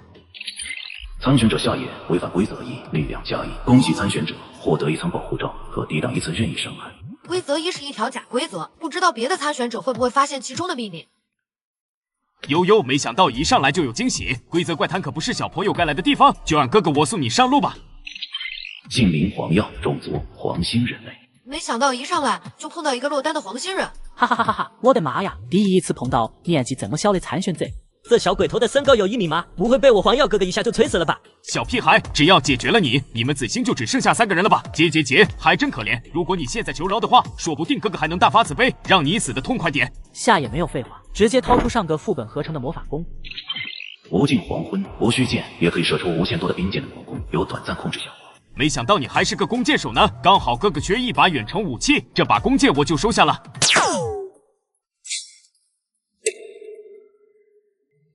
可惜准头还是不太够，还得再练练。黄耀按捺住心间的恐惧和怪异感，直接朝着夏野的方向冲过来。夏野看到黄耀冲过来，不仅没有感到害怕，反而高兴地掏出了猎锯巨剑。哈哈哈，小弟弟，我都要怀疑你是不是第1次参加规则怪谈了。规则可是提过，在木之领地不可使用利器，你完蛋了。黄耀等了将近2分半，夏野身上依旧无事发生。有点不对劲，莫非规则4是假的？哈哈哈哈！能使用利器那就更好了，我也可以使用武器了。黄耀随后掏出长刀，但出人意料的事情发生，黄耀的全身迅速变黑，身周也升起了黑色的烟雾。这怎么可能呢？为什么你就可以不受污染？我不信！这人是来搞笑的吧？我也有挂，你有吗？我看你们黄星人脑子都不太好使啊。黄星参选者黄耀确认死亡，已被淘汰。靠，黄耀是个傻逼，一上来就被淘汰了。我抗议，此行有一个参选者很诡异，违反规则不会被污染。黄耀都经历过这么多次规则怪谈了，还这么天真，真的和他那些粉丝一样。黄耀死后，夏野先将那面代表黄星的旗帜销毁。黄星旗帜被销毁1面，剩余旗帜数为黄星4面，紫星5面。武士长刀，力量+3，速度+3。这个属性还不错，可以拿来和雷锯巨剑融合。雷锯长剑，造型古朴的神秘长剑，力量12，速度8。夏野合成完武器后，便出发去了土之领地。夏野到了土之领地后，掏出之前砍的大树种了下去。参选者夏野违反规则1，力量+1。夜神牛掰，碰到规则他是真敢硬扛。夜神已经进化到叛逆期了嘛？规则不让干什么，偏要干什么。夏野种好树后，便往土之领地石像的中心走去。来都来了，看看会不会遇到黄星的参选者，顺带解决几个，赢面就更大了。你是谁？我叫夏野，一个3岁半的穿越者。这里是一个规则怪谈的世界，不仅有怕的诡异，还有个打猛的外星人。还好我学习了开挂的天赋，你只是个孩子。颠覆效果不仅免疫诡异和规则，额外附赠神之眼。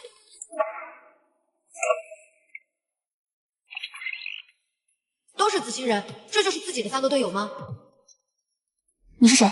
哥哥姐姐，你们别慌，我是紫星阵营的蓝星人夏野。子瑶半信半疑的凑近看了一眼纸条，只见上面写着：规则9，你所代表的阵营是紫星，请在第一时间与同伴会合。子成、子布，这确实是我们的队友。他应该真的是唯一的蓝星人。刚刚规则怪谈只播报了1名黄星人的死亡，所以跟我们一队的蓝星人还没死，他的纸条也没被夺走。妈呀，什么情况？为什么和我们一队的蓝星参选者是个小孩子，看着完全不能打的样子？本来7打4已经很吃亏了，还多一个扯后腿的小朋友。本来4打7都够难的了，没想到外援还是个小朋友。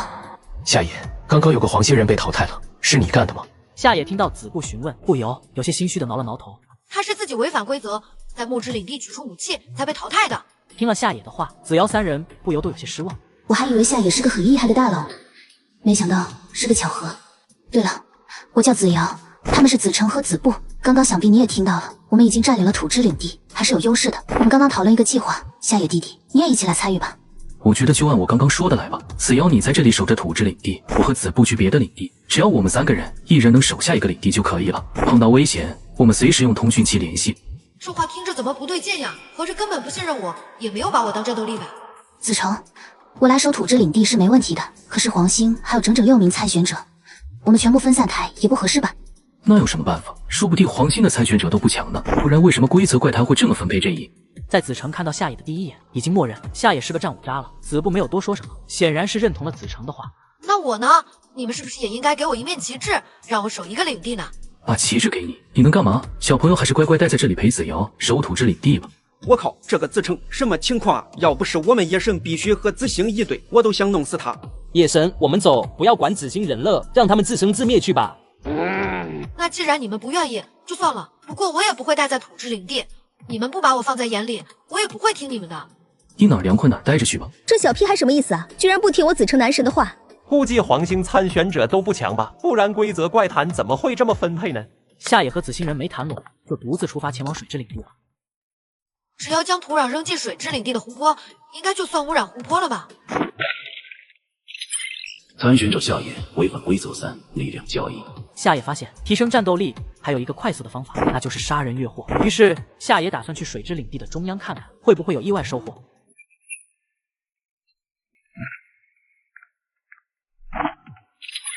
姓名黄采薇，种族黄星人类。哇塞塞，这就是我旅程的飞镖，好快好猛啊！这个就是之前黄药碰到的那个小屁孩，看着好弱的样子。行，一味的防御早晚被他耗死。嗨，那一环吧。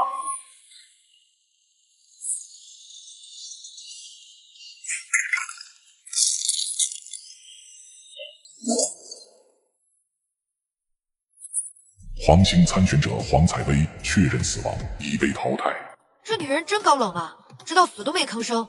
子瑶他们听到系统公告，都很默契的以为是自己队友干的，而不是夏野干的。与此同时，黄星的参选者们的心情都开始凝重起来。黄采薇素来人狠话不多，看来对面的参选者确实不弱。意识到这点的黄星参选者们心中都升起了同样的默契，赶紧和队友会合，避免落单被解决。啥情况啊？自瑶女神他们都没有碰上那个黄星人啊，怎么黄星人突然又死了一个呢？你们还记得刚刚那个蓝星小朋友吗？难道又是他干的？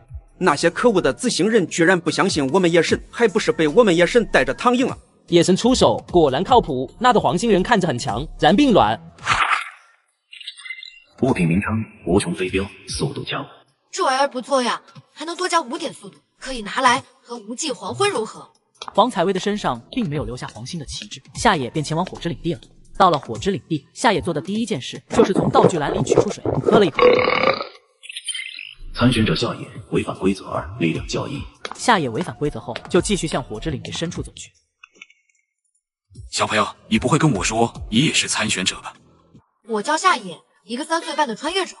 这里是一个规则怪谈的世界，他的诡异，还有更加猛的外星人。还好我允许开挂的天赋，你只是个孩子。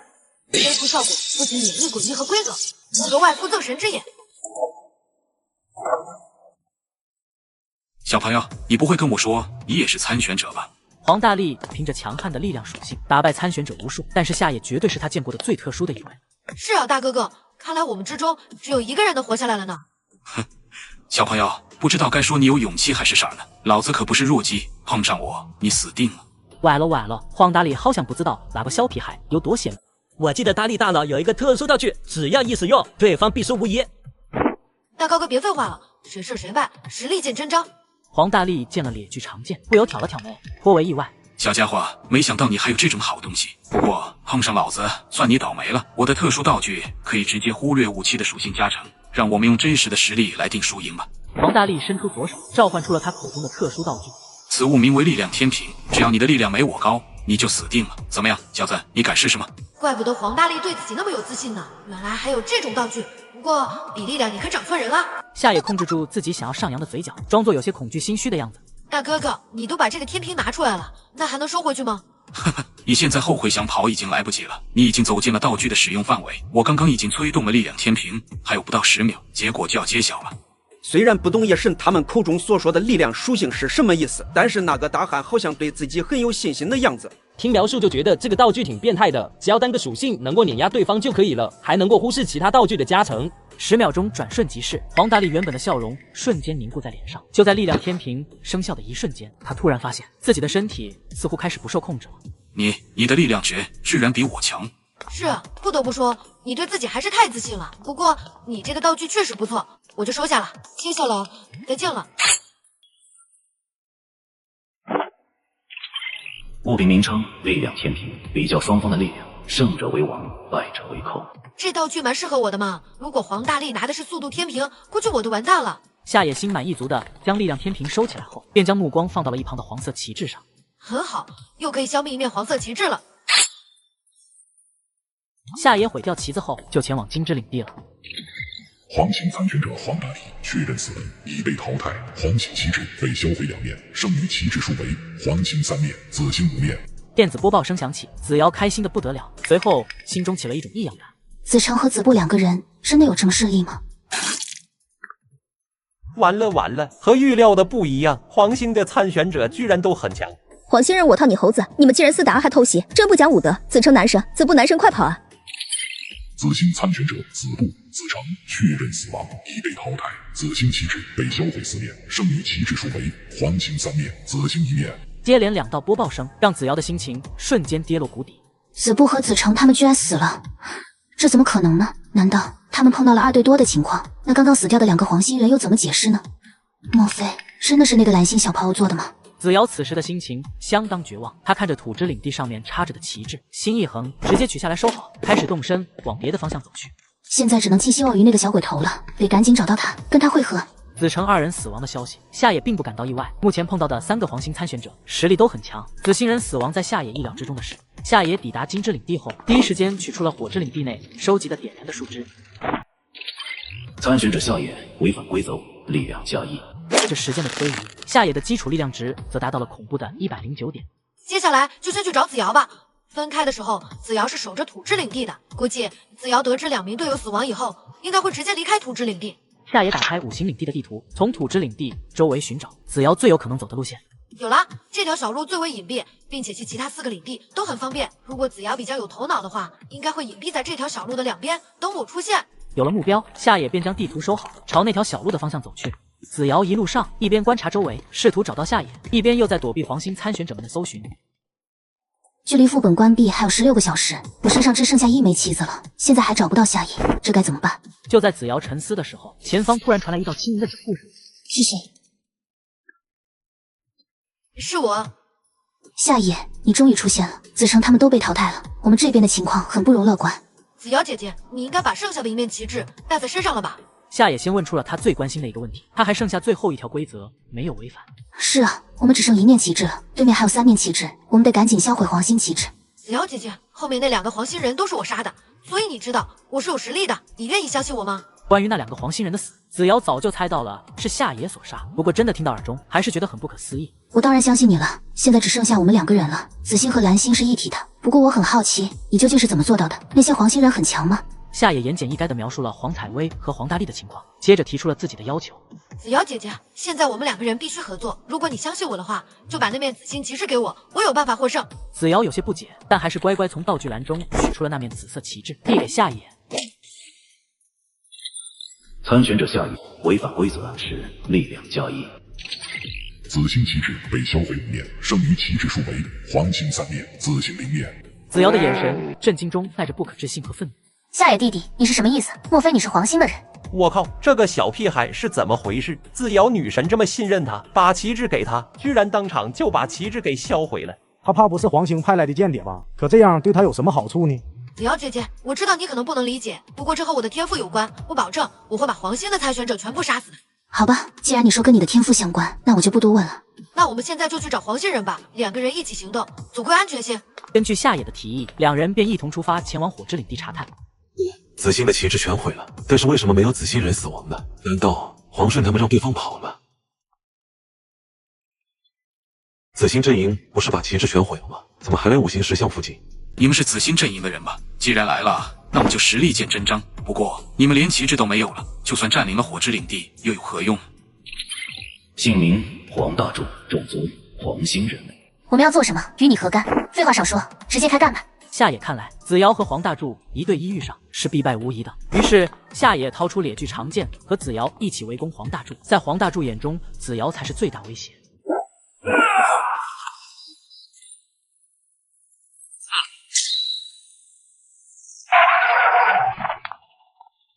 不管了，先解决一个小的吧。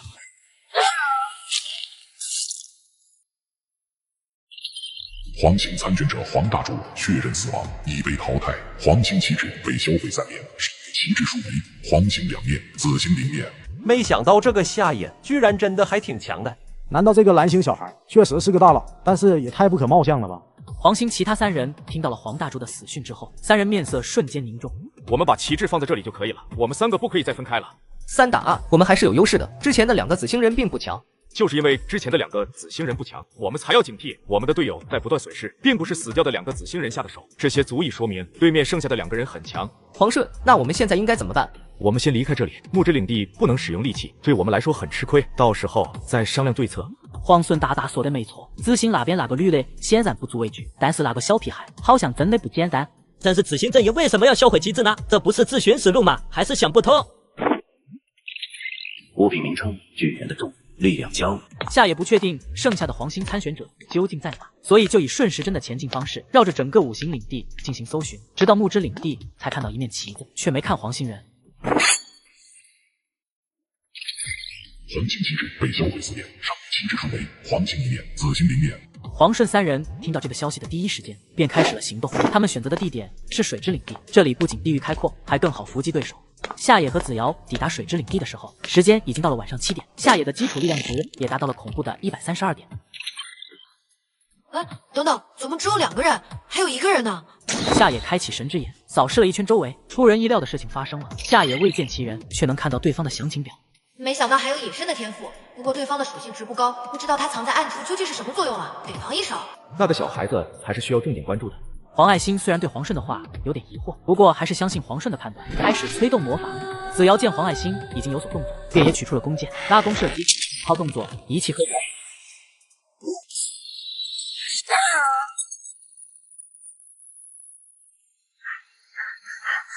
偷窃！夏野，糟了，他们还有1个人把我的弓箭给偷了。原来那个会隐身的黄墨是个盗贼，隐身加偷窃，确实是绝配。没事的，子瑶姐姐，你先躲在我身后，我有办法。夏野将猎具长剑收起，换成了无尽黄昏。虽然他看不到黄墨在哪，但是通过神之眼，他可以估计出对方大致的位置。这是何等强大的力量！黄墨咽了一口口水，强行让自己镇定下来，朝着夏野的方向使用技能偷窃。黄墨的偷窃天赋，只要对方的处力量属性值不高于自身的2倍，就有99%的概率偷窃。我叫夏野，一个3岁半的穿越者。这里是一个规则怪谈的世界，且有可怕的诡异，还有个加猛的外星人。还好我学习了开挂的天赋，你只是个孩子。天赋效果不仅免疫诡异和规则，还额外附赠神之眼。什么？居然失败了？难道是因为那1%的概率？黄墨不可置信的继续使用偷窃技能。偷窃！夏野手中的无尽黄昏依旧岿然不动。这怎么可能？这小孩的力量居然超过了42点。黄顺并不知道黄墨的天赋，也不知道夏野的力量超过42点。黄顺恢复后又降了。黄墨看到重伤的黄顺，才逐渐从震惊中反应过来。黄顺、爱心，我们3个加起来恐怕都不是他们的对手，赶紧逃吧！黄墨说完，立刻使用隐身技能，开始朝外跑去。反正子欣已经没有旗帜了，黄兴哪怕失去旗帜，也可以达成平手来丧。现在赶紧逃跑才是最好的方案。黄爱欣听到黄墨话，有一瞬间的犹豫。当看到重伤的黄顺的时候，像下定了什么决心。黄爱欣和黄顺表面上只是队友，其实他们早就私定了终身。爱欣，我伤得太重，你能逃就走吧，别管我了。微笑着的眼，泪水还没干，挥动着的手手呼吸的誓言。黄金参选者黄顺确认死亡，已被淘汰。黄爱欣看着焦炭的黄顺，终于起怒了，挥动魔法杖施展，朝下一个方向去。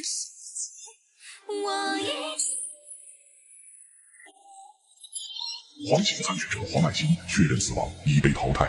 黄墨整死个懦夫，居然丢下队友逃跑。黄墨如果能成功跑路，两方的旗帜全部都销毁，说不定最终能判定成打撇，他至少保全了自己国家的人民。自从黄墨隐身之后，夏野就一直在观察对方的动向。短短几十秒的时间，黄墨应该没有跑远，也跑不了多远吧。夏野使用神之眼技能，很快就确定了黄墨的位置，于是掏出无尽黄昏，朝详情表所在的方向射去。子瑶姐，我用冰剑控制他的行动，你抓紧跑过去，用小刀取他性命。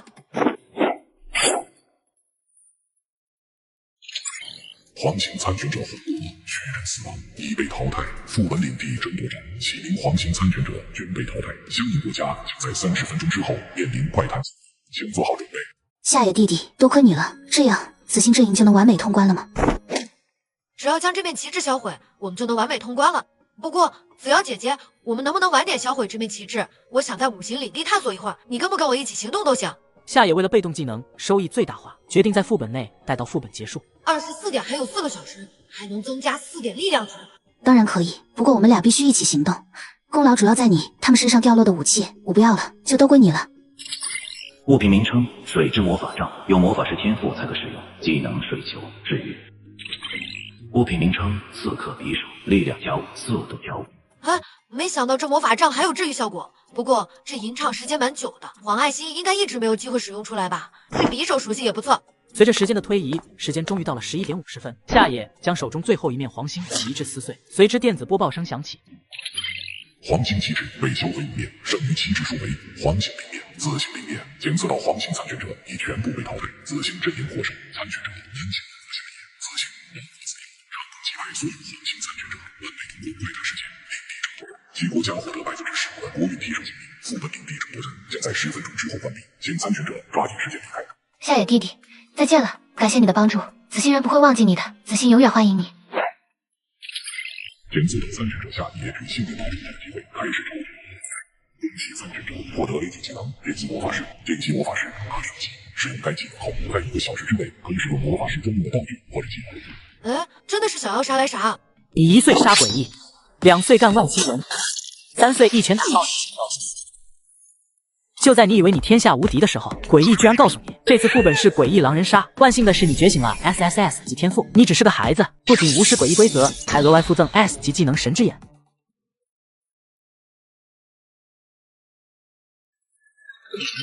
第7轮规则怪谈将在10分钟后开启，已经带领龙国参加了规则怪谈。龙国参选者下列由于情况特殊，将被指派到特殊副本诡异狼人杀，其余参选者进入冒号诡异阵。诡异狼人杀，这名字和狼人杀有什么关系？听名字，这次应该不是光靠武力就可以的，拼的是智商。完了，那我们野神的最大优势岂不是没有了？欢迎来到诡异别墅之诡异狼人杀，完美通关，相应国家获得15%的国运提升奖励。通关失败，选手死亡，代表国家将面临诡异境况。欢迎来到诡异狼人杀，今天是你进入诡异别墅的第1天，必须要代表你所在的阵营取胜。好人活动4人和特殊4人，其中特殊身份有特殊技能预言家，每天晚上可以验证一位选手的身份。女巫有1瓶杀手锏和1瓶治愈药水，可以在晚上使用。猎人死亡时可以带走1名其他选手来吃，死亡以后可以参与讨论，有投票权。坏人阵营狼人4人，每天晚上0点到1点，狼人可以投票推出1名队友，杀掉1名特殊或者普通选手。白天狼人需掩藏好自己的身份，和队友一起将普通和特殊选手投票出去。被投票数最多必定出局。好人获胜条件：消灭所有狼人。坏人获胜条件：消灭任意4名好人。注意，被投票出局或被狼人杀死的不对人淘汰。当所在的阵营获胜，选手可以复活，视为通关。到最后存活的选手则视为完美通关。啊，这次的主题似似乎和狼人杀极为相似。比较特殊的是，狼人晚上真杀人，只要杀死4名好人即算获胜。也就是说，时间越久，坏人阵营就越有利。如果白天好人阵营在投错票，那么结局就更麻了。就在夏野思索的片刻，电子播报音再次在响起。欢迎来到诡异别墅。身为诡异狼人杀的参与者，请务必遵守以下规则。规则1：本次游戏从此刻开始，直至分出胜负之后才结束。每天凌晨0点至1点，只有狼人方可行动。规则2：别墅2楼会出现诡异，被诡异杀死或污染，被视作直接淘汰死亡，不要随意招惹诡异。规则3：每天中午12点是讨论和投票时间，请提前10分钟到达别墅1楼会议室。规则4：除了投票和狼人在晚上杀人，其他情况下玩家之间不得互相伤害。规则5：你的身份是女巫，请务必隐藏好你的身份。这次居然是电子播报，不过也好，避免纸条丢失而泄露身份。既然这次没纸条，神之眼也就没用了，那就全当这些规则是对的吧。我平时经常玩狼人杀，这次的副本明显好人阵营获胜更加困难。叶师拿到的是女巫，难度相当高啊，是个超级关键的神职。玩家之间不得互相伤害，但是诡异和规则却可以伤害和污染玩家，这会不会是可以钻的一个空子呢？还好我拿了女巫的重要神职，不然真怕他们拖我后腿。简单思索完毕，夏野便开始观察周围。这房间真豪华啊，估计作者这辈子住不上这么豪华的别墅吧。夏野走出房门，注意到自己的房门外标记着数字1，朝后望去，可以看到还有11个房间，分别标着2到12号数字。随着时间的推移，12位参选者都到了别墅会议室里。当他们看到夏野的时候，都愣了一下，毕竟年纪这么小的参选者，一般人确实没见过。人都到齐了吧？那就按照号码从小到大，大家依次自我介绍吧。大家好，我是1号参选者夏野，来自蓝星。众人对夏野其实非常好奇，碍于大家都是陌生人，便没有人继续询问。在夏野之后，2号到12号选手都分别介绍了自己。2号是来自绿星的绿幽，3号是来自诚星的诚星，5号是来自墨星的墨科，6号是来自赤星的赤瑶，7号名为皓月，来自皓星，8号是来自耀星的耀明，9号是来自诺星的诺亚，10号冰豪来自冰星，11号是来自斐星的斐利亚，最后一位12号来自苍星，名为苍阳。众人介绍完毕以后，已经差不多9点钟，夏野已经饿得不行了。随后到厨房拿了一份烤翅盒饭。众人见夏野敢吃规则怪谈里的食物，不由都在心中直摇头。果然是小孩子，完全不设防啊！他们不知道的是，夏野早就通过神之眼确认过这些食物了。众人见夏野吃完没什么事情，便也开始放心的吃起了饭菜。夏野吃完后，就坐在餐桌旁观察众人的神色。这个9号诺亚看着沉稳，不过从表情看应该是装的吧。根据刚才的表现，他应该是拿到了4个神职之一。除了他，5号墨科的表现也颇为显眼。根据他胜券在握的表情，他大概率是狼人。刚才在会议室，3号诚心和4号倾城，看他们的表现，这2个人中至少有1个是狼人。至于具体是谁，还不能确定。算了，等明天投票环节再观察一下吧。参选者夏野，你的身份是女巫，请问你今晚需要使用毒药吗？不使用。虽然5号墨科可能是坏人，但若是不小心误杀，就太吃亏了，还是先观察观察比较好。第一晚，狼人们应该会拿看起来比较弱的我开刀吧，我还是做一下防备吧。狼人击杀好人失败，今晚是平安夜。击杀失败。你1岁杀诡异，2岁干忘星人，3岁一拳打爆。就在你以为你天下无敌的时候，诡异居然告诉你，这次副本是诡异狼人杀。万幸的是你觉醒了 SSS 级天赋，你只是个孩子，不仅无视诡异规则，还额外附赠 S 级技能神之眼。狼人击杀好人失败，今晚是平安夜。击杀失败，没想到狼人们第一晚就出师不利，倒是节约了自己的1瓶药。诡异狼人杀规则特殊，狼人只要淘汰4名好人就算赢，所以肯定不会自刀。夏野是女巫，不管第一晚狼人刀谁，她都会选择救。按常理，狼人肯定会派最强的队友去刀好人，没想到居然失败了。看来这些参选者的天赋和技能远比表面上复杂。狼人们的行动时间已经结束，夏野思索了一阵之后，便也进入了梦乡。有什么事情明天再说吧，至少今晚没有损失队友，运气还不错。翌日，参选者陆陆续续下楼吃饭，夏野一边吃饭一边观察其他人的表情。唉，麻烦了，第一晚没死人，这些人的表情看不出什么呀。不过昨天看出有问题的5号墨科和9号诺亚倒是没出现。夏野吃完早饭便回房间休息了。中午12点是讨论和投票时间，规则上要求提前10分钟到。夏野准备卡着时间，在11点51分到。参选者夏野违反规则3，力量加1。这次规则有点少啊，只有5条，奖励也要缩水了。夏野刚入座就感觉到了5号墨科的恶意，4号青城剑人都到齐了，又俨然一副领导人的姿态。大家应该都知道，这个游戏类似于狼人杀，区别就是没有上帝和警长。如果大家不介意，那就先由我来主持，可以吗？闻言，众人皆没有表态，算是默认了。这个4号倒是蛮跳的，不像是平民，需要好好观察一下。倾城见无人反对，便指着身边的5号道：“既然如此，那就由5号开始发言吧。等所有人发言完一圈，我们再自由讨论一会，就投票吧。”4号倾城这话就有意思了，5号默柯大概率不是个好人，4号却让5号先发言，这是想先让坏人带节奏吗？5号默柯一开口就把矛盾指向了夏野。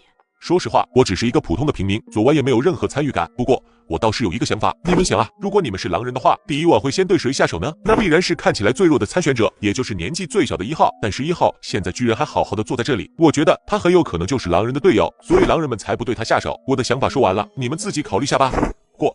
夏野的预料没有错，狼人们若是一开始没对他下手，极有可能是商量好了要诬陷他的身份，毕竟自己看起来最弱，也没有队友，很容易就会被狼人们带节奏票出去了。5号和1号是什么身份我不知道，但是我确实是最普通的平民。其实我觉得1号可以好好解释一下，毕竟好人阵营的机会很少，只能通过投票淘汰狼人。我觉得大家投票的时候还是慎重一点比较好。过。6号的发言完全是好人的视角，夏野不由在心底点了点头。看来6号大概率没有撒谎。5号选手一上来就带节奏，让大家投1号。好人都知道，在这个游戏中投票需要很慎重考虑，但是5号完全没有站在好人的视角，我对他持怀疑态度。过。这个7号皓月还算义正言辞，大概率是个神职。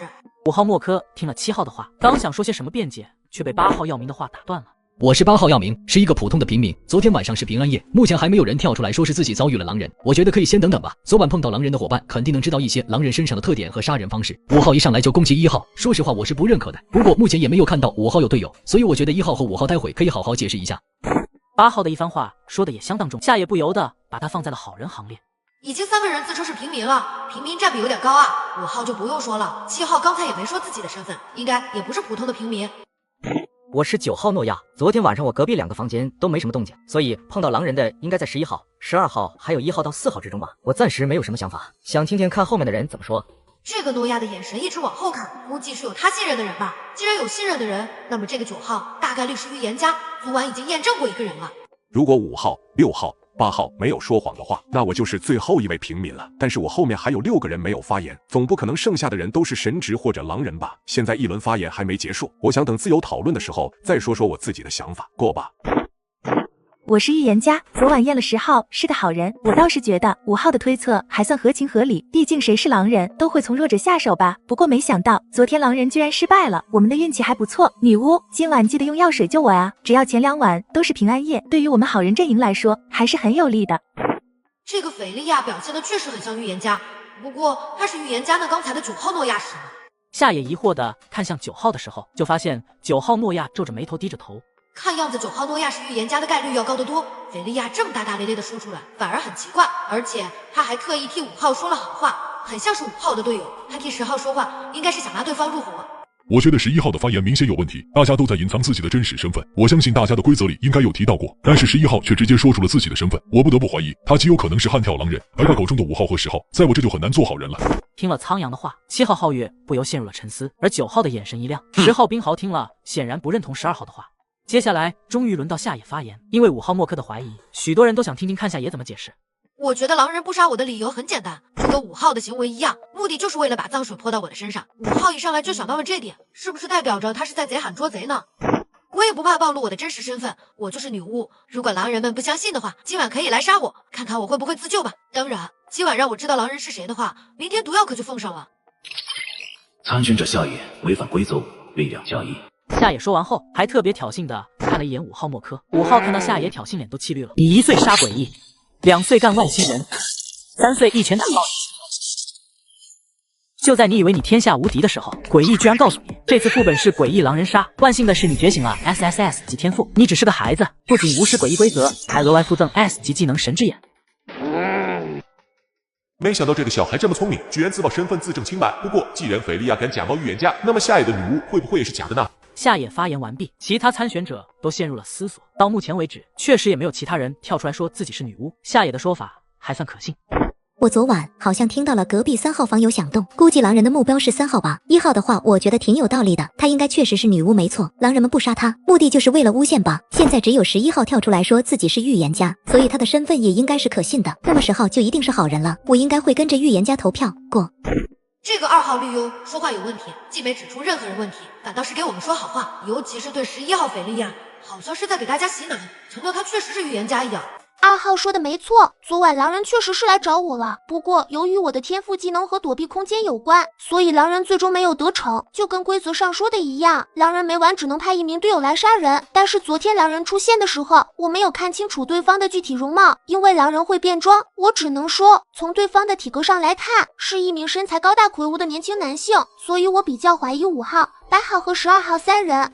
程心的话音落下，选手们的目光就开始频频朝5号、8号和12号3个重点人物看去。这时终于轮到了4号倾城，他接过话茬，现在最重要的2个神职都确定了，3号还说出了具体的3个怀疑对象，要不大家讨论一下具体该投谁，到时候预言家11号归下票。4号俨然一副主持人的姿态，没有点名自己更怀疑谁，却顺着2号绿优的话，默认了11号的预言家身份。现在能确定5号默克和11号斐利亚肯定是一伙的狼人，2号、4号、10号值得怀疑，至于3号、7号、9号和12号铁定是好人了。我起初顺着狼人的思路琢磨，才会怀疑1号。不过他既然自称女巫，也没人站出来反驳，那我暂且信他。我实打实是个好人。预言家刚刚说的和我想的一样，我信预言家能明察秋毫。既然3号都这么讲了，我看就在8号和12号里投票。我个人更怀疑12号，他一开口就质疑11号预言家的身份，还硬把我11号和10号说成一伙的。我要是真有这么多队友，怎么会没人帮我说话？大家说对吧？真没想到5号看着大大咧咧，容易冲动，实际上还挺有想法。看来能参与规则怪谈的没一个是简单角色。他这番话先是表明自己力挺预言家的态度，又在无形中拉拢了10号冰豪，让10号愈发觉得12号可疑。一开始这个5号污蔑夜神，我还以为他是狼人呢。他现在这么一说，我又不确定了。但是我觉得8号确实没什么信息，说话也很中立，应该没什么身份，是平民吧。比较跳的就是5号和12号，这2个人里面一定有一只狼人。但是12号看着也不像有队友的样子啊。你说自己站在狼人角度思考，该不会你就是狼人吧？我实在想不通，为啥你和2号、4号都那么相信11号是预言家，1号是女巫呢？还有5号，你态度变得也太快了，不会是3号刚说了狼人的特征，你就想赶紧撇清关系吧？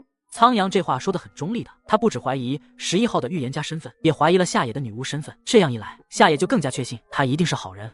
12号，我不懂你是什么居心，全场就跳出了一个预言家，一个女巫，你还非要怀疑我们的身份？难道现在有人跟我还有1号对跳吗？如果到这份上还有人跟我们对跳，那他一定是假的。1号，你说是吗？斐利亚说完，还把话题引导到了夏野的身上，显然他是想拉夏野的票。不过夏野不吃这一套。11号，你别误会，不是5号一直揪着我不放，我也不会亮身份。我是女巫，能自救，但我还真拿不准你是什么身份。奇怪的是，2号、4号居然都信你，还跟着你投票。你们4个该不会是狼队友吧？斐利亚脸色骤变，刚想开口，一直对他颇有好感的10号冰豪实在看不下去，见他孤立无援，冰豪心里一揪，赶忙站出来英雄救美。1号、11号这么帮你说话，你居然反过来怀疑他？反正我是相信11号的预言家身份的，因为我确实是好人。至于2号他们，肯定是觉得只有11号一个人跳出来说自己是预言家，所以才相信他吧，完全可以理解。反正不管怎么样，我都会跟着11号投。冰豪说完，还给斐利亚投去了一个宽慰和笃定的眼神，得到了斐利亚的羞涩一笑。这个冰豪真是个蠢货，人家勾勾手就上套了，也不知道是怎么在规则怪谈中活到现在的。现在确实没有其他预言家跳出来表明身份，那我也听11号的吧，反正我是铁好人，也没什么信息，大家也能看出来。我觉得就在5号和12号中间投吧，他们俩比较跳，像是有身份的人。9号诺亚看着他们都相信11号才是预言家，心里急得不行。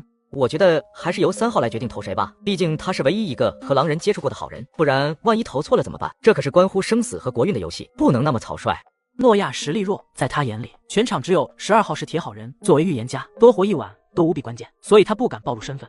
是啊，哪怕是1/2的概率，投错了也是很危险的。昨晚狼人没有击杀成功，是个优势，但是我们也不能随意决定票谁。在这个游戏里，狼人不会蠢到自刀，3号的好人身份毋庸置疑，我们还是听他的比较好。哼，让11号斐利亚来做决定多好，稳赢的局。没想到9号和7号这时候跳出来，看来1号、7号和9号需要重点关注。其实我也不能确定到底是5号还是12号，因为对方从头到尾没有发出任何声音。我觉得要不还是交给11号预言家来定夺吧。3号澄清这话，明显是因为心里没底，不想揽下投票出错的责任。夏野暗自叹了口气，他心里清楚，眼下对9号来说，确实不是挑预言家的好时机。看来没有人的时候，还是找9号好好聊一聊吧。7号看起来也有身份，也需要去聊一聊。还好第一晚没死人，我手里还有2瓶药，情况还是可控的。既然大家还是选择相信我，那就由我来当坏人好了。我们今天先把12号票出去，晚上我会去查验5号的身份。今晚1号女巫记得救人，哪怕投票错误，一来一回也是平衡的。反正明天我们就能知道真相了。切，你们这些狼人心里认定就是要把我投出去吧？随便你们好了，就算你们把我投出去，我也能自证身份。到时候5号、11号，你们一个也跑不了。看来12号是有神职在身了。既然他说可以自证身份，那不是猎人就是白痴了。最好是猎人吧，这样他一定会把5号带走，狼人就会损失强悍的战斗力。11号斐利亚听了12号话，表情有些犹豫。就像11号说的一样，我们现在还有机会可以容错，这次就先投12号吧。既然他说可以证明自己的身份，那就让他证明一下，这样也好让我们放心。在4号倾城的带领下，很快投票结果就出来了。你1岁杀诡异，2岁干外星人，3岁一拳打爆。就在你以为你天下无敌的时候，诡异居然告诉你，这次副本是诡异狼人杀。万幸的是你觉醒了 SSS 级天赋，你只是个孩子，不仅无视诡异规则，还额外附赠 S 级技能神之眼。还是先把12号投出去吧，不然我好不容易塑造的预言家身份就该有人怀疑了。很快，斐利亚念完了投票结果，1号、9号、12号投给了5号，2号、4号、5号、8号、10号、11号投给了12号，3号、6号、7号弃权。没想到3号、6号和7号会弃权，看来这些参选者在投票的时候还是相当谨慎。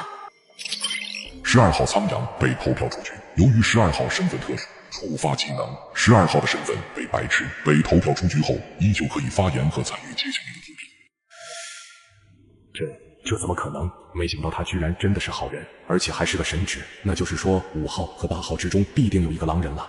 可惜了，12号是预言家就好了，这样狼人阵营获胜的概率就非常大了。对于这个结果，11号斐利亚的演技很到位，他先是有些错愕，接着自责道歉。抱歉，没想到12号居然是神职，这次责任在我。不过今晚我会验证5号的身份，明天就能知道真相了，请大家继续相信我。11号，别装了，嚷嚷着要把我投出去的就是你，要不是我能自证身份，早被你打成铁狼了。我明天肯定不会听你的，其他好人也别被11号和5号骗了，他俩绝对是队友。明天只要有人说投他俩其中一个，我必定跟票。我是铁好人，还是神职，我的话大家总该信了吧？苍阳一番话说的8号、10号等人有些面红。没想到我们居然把神职给拖了出去，昨晚平安夜的优势就被我们这样葬送了。投票结束后，众人心思各异的吃完中饭之后，便各自回房间了。12号苍阳因为已经被投票出局，所以被困在会议室无法出去。夏野路过9号诺亚身边的时候，偷偷给他塞了张纸条。诺亚从惊讶中恢复后，就立刻回到了自己的房间。你是真预言家吧？我是真女巫。今天下午2点来临号房一训。真没想到有人看穿了我的身份。不过要是1号夏野所言属实，那好人阵营只要团结一心，获胜的希望还是很大的。下午2点，诺亚趁着走廊上没人，就溜进了夏野的房间里。你来了啊！没想到你看起来是个小孩子，心思还挺缜密。还是说，其实你的真实年龄不是看起来这样的？我之前还以为夜神主要是武力之强，今天真的让我完全刮目相看了。我实在搞不明白，12号和5号我都分不清谁是坏人，夜神怎么就那么肯定呢？而且9号的所作所为和预言家完全不搭边，夜神究竟是怎么知道9号是预言家的？这个我知道。夜神每天都在玩会玩狼人杀，这里不仅能线上和狼友们厮杀，还能线下面对面邀请你的小伙伴一起玩。宝子们，快点击左下角下载会玩 UP， 和夜神一起玩会玩狼人杀吧。你等等俺这就下载和夜神一起对付诡异。这是秘密，既然你来了，那我就没有猜错，你确实是预言家吧？对于今天白天的事，你怎么看？其实今天的事情我有很大责任，我也不怕被你嘲笑，我实力一般，不敢轻易暴露身份，想着晚上多验几个人，所以才没有和11号对跳。我昨晚验的是12号，他是个好人。今天白天我也很着急，但很可惜他还是被投出去了。反正11号和5号大概率是有问题的，其他人我看不出来。你看人这么准，你怎么看？11号跳预言家，铁定是狼人，5号大概率是他的狼队友，狼人不会自刀，所以3号肯定没问题。2号和4号一直死挺这个假预言家，而且4号一开始还让5号先发言，他俩身份可疑。8号和10号被11号拉了票，说不定本身就是狼人。7号和6号都弃权，身份再差也至少是平民。要是你信我，就按4号、2号的顺序查验；要是不信，你先验我也行，我有2瓶药水，前2万保平不难。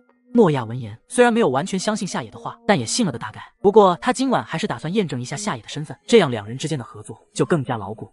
那你今晚会选择毒死5号或者11号吗？虽说5号和11号大概率有问题，但是我不想草率下毒，还是等过了今晚再做定夺吧。夏野是个谨慎的人，虽说诺亚大概率就是预言家，但是以防对方演技过人被骗。不出意外，今晚狼人会来杀自己这个拥有2瓶药水的女巫吧？到时候通过神之眼就知道对方的身份了。诺亚知道夏野心中有顾虑，也没有再多说什么。两人商议完毕，诺亚就离开了1号房间。下午3点，夏野趁着走廊没人，就偷偷的去找了7号皓月。说吧，你来找我有什么事？皓月对夏野的印象其实还不错，不过看到夏野来找自己，还是有点不解。皓月姐姐，如果我没猜错的话，你应该是神职猎人吧？我有表现的这么明显吗？既然这样，那就好办了。我今天自爆了女巫的身份，估计晚上狼人们的目标很可能就是我。不过我也有办法自保，明天狼人们可能会把祸水引到你的身上。如果你被投票出去，那就把11号带走。我凭什么要相信你呢？还有，虽然在我眼里11号的身份不做好，但是你怎么这么笃定他一定就不是预言家呢？如果他真的是预言家，明天就不会把你票出去。在生死攸关的游戏里，预言家不可能一而再再而三 for 的。除了你我之外，最后一位神职预言家其实是9号诺亚，他昨晚验了12号的身份是好人，所以今天才会坚持投票给5号。估计9号就是狼人们的下一个目标了。什么？你说9号？说实话，我完全没看出来。好吧，那我姑且就相信你了。反正你手上还有1瓶毒药和1瓶治疗药水，你和预言家再活2晚不难。如果明天我被票出，我会把11号带走。皓月以为夏野之前说的自保手段指的是使用治疗药水，对此夏野没有特意去解释，便离开了7号房间。规则2好像说别墅2楼会出现诡异，我都在这待1天1夜了，怎么一个诡异都没碰到啊？夏野带着疑问和猜测来到了12号房间。你1岁杀诡异，2岁干外星人，3岁一拳打爆你。就在你以为你天下无敌的时候，诡异居然告诉你，这次副本是诡异狼人杀。万幸的是你觉醒了 SSS 级天赋，你只是个孩子，不仅无视诡异规则，还额外附赠 S 级技能神之眼。姓名鬼狐，种族鬼兽。这个属性值居然还不低，比其他的参选者看起来都要高。参选者夏野违反规则2，力量+1。解决完鬼狐，夏野便离开了12号房。就在这时，隔壁11号房的房门正好被打开。斐利亚看到夏野刚从12号房出来，不由露出了奇怪的表情。女巫小朋友，我们俩都是神职，要不要稍微聊聊天呢？好呀，斐利亚姐姐。进入11号房间后，夏野反客为主，问起了斐利亚的想法。斐利亚姐姐，今天我们投错票了，有点可惜。你觉得5号是好人吗？斐利亚被问到尖锐的问题，表情有些尴尬。是啊，投错了，我也很愧疚呢，责任都在我身上。不知道夏野弟弟怎么看？我觉得5号的性格比较莽撞，反而不像是真的坏人呢。根据3号昨天晚上的遭遇，我倒觉得一直降低自己存在感的8号有点问题。斐利亚这话有明显的引导意味，夏野自然不可能和狼人说自己的真实想法，便假装一脸崇拜。原来是这样啊，我们都被那个可恶的8号给骗了。斐利亚姐姐，你真厉害，不愧是被规则怪谈选中当预言家的人，我以后都听你的。夏野这一通表演可谓是演技精湛，就连龙国直播间的观众们都看不下去了。以前就知道夜神的演技好，没想到他的演技这么好。夜神真的是见人说人话，见鬼说鬼话。斐利亚估计心里还挺得意吧。斐利亚显然对夏野的反应相当满意，不由勾起了迷人的笑容。夏野弟弟，你不愧是跟我同一阵线的女巫，咱们这些神职一定要团结，不能让那群坏狼人得逞了。你可不就是那坏狼人吗？还贼喊捉贼！凌晨的钟声响起，又到了狼人们聚众投票杀人的时间。怎么说？今晚杀谁？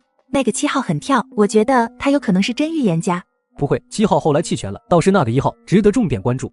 没错，老子也看1号不爽很久了，他还说自己是女巫，太危险了，这小子最好优先弄死。我不同意，今天下午我跟他聊天了，他对我的预言家身份很认同。斐利亚，该说你是傻还是蠢呢？1号今天白天都没跟着我们投，你信他的鬼话？3票对1票，那就这么决定了，今天晚上把1号淘汰了。好吧，你们说了算，那派谁去呢？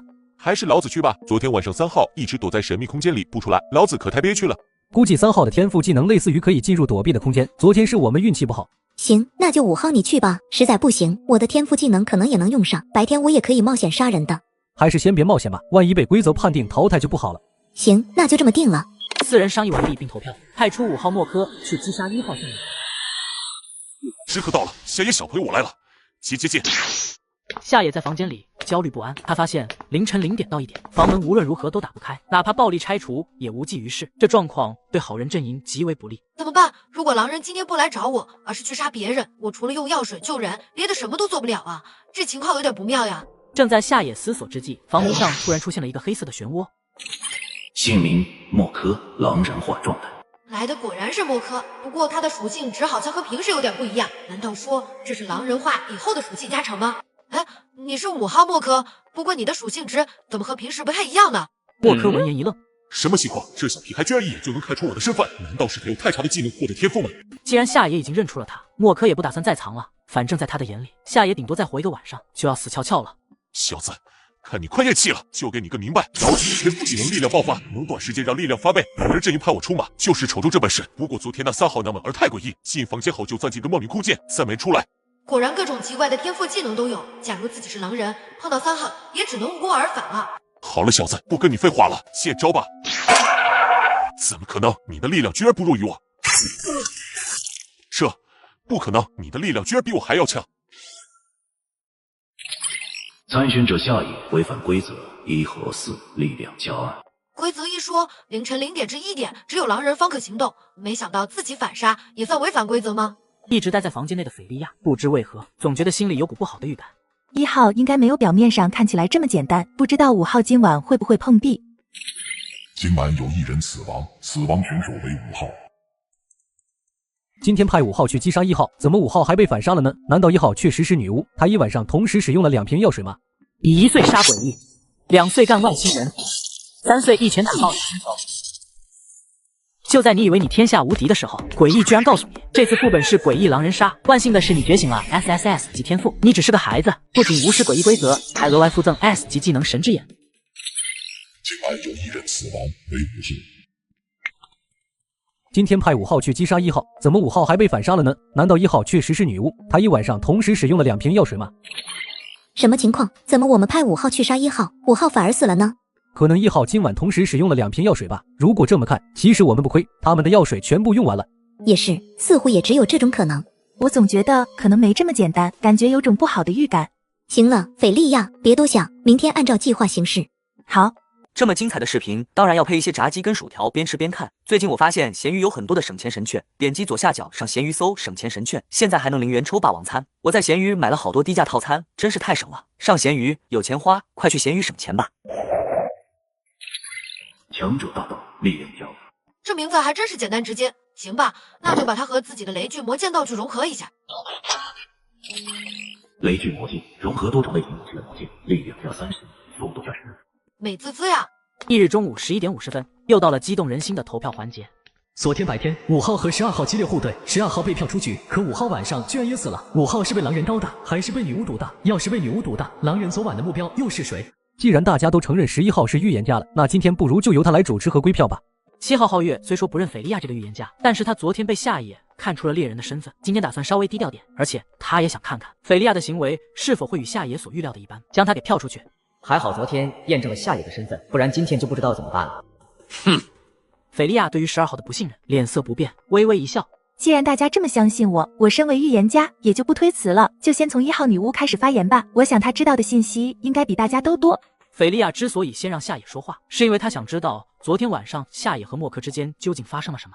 真没想到5号居然真是狼人。昨晚0点，我房间猛地出现个黑色漩涡，一个魁梧男人从中走出，我吓得赶紧喝下治疗药水，瞬间无敌。那人杀不死我，气得破口大骂。一听声音，我就认出是昨天白天和我起冲突的5号。一不做二不休，我直接对他用了毒药，他很快就一命呜呼了。夏野的一通解释相当合理，和4号倾城他们的推测几乎没有差别。还好昨晚死的是狼人，可我现在药水都用完了，已经是个没技能的女巫了。接下来大家投票得慎重，可不能像昨天一样误投好人，把胜利拱手让给狼人。夏野绝不容许11号斐利亚放任5号蒙混过关，还把脏水往8号身上泼。毕竟照此情形，对狼人而言，7号皓月就成了最佳嫁祸对象。是的，大家今天投票一定要慎重哦。既然夏野弟弟说完了，那就由2号绿优小姐姐来说吧。绿优调整好了情绪，露出担忧的神色。以1岁杀诡异，2岁干外星人，3岁一拳打爆。就在你以为你天下无敌的时候，诡异居然告诉你，这次副本是诡异狼人杀。万幸的是你觉醒了 SSS 级天赋，你只是个孩子，不仅无视诡异规则，还额外附赠 S 级技能神之眼。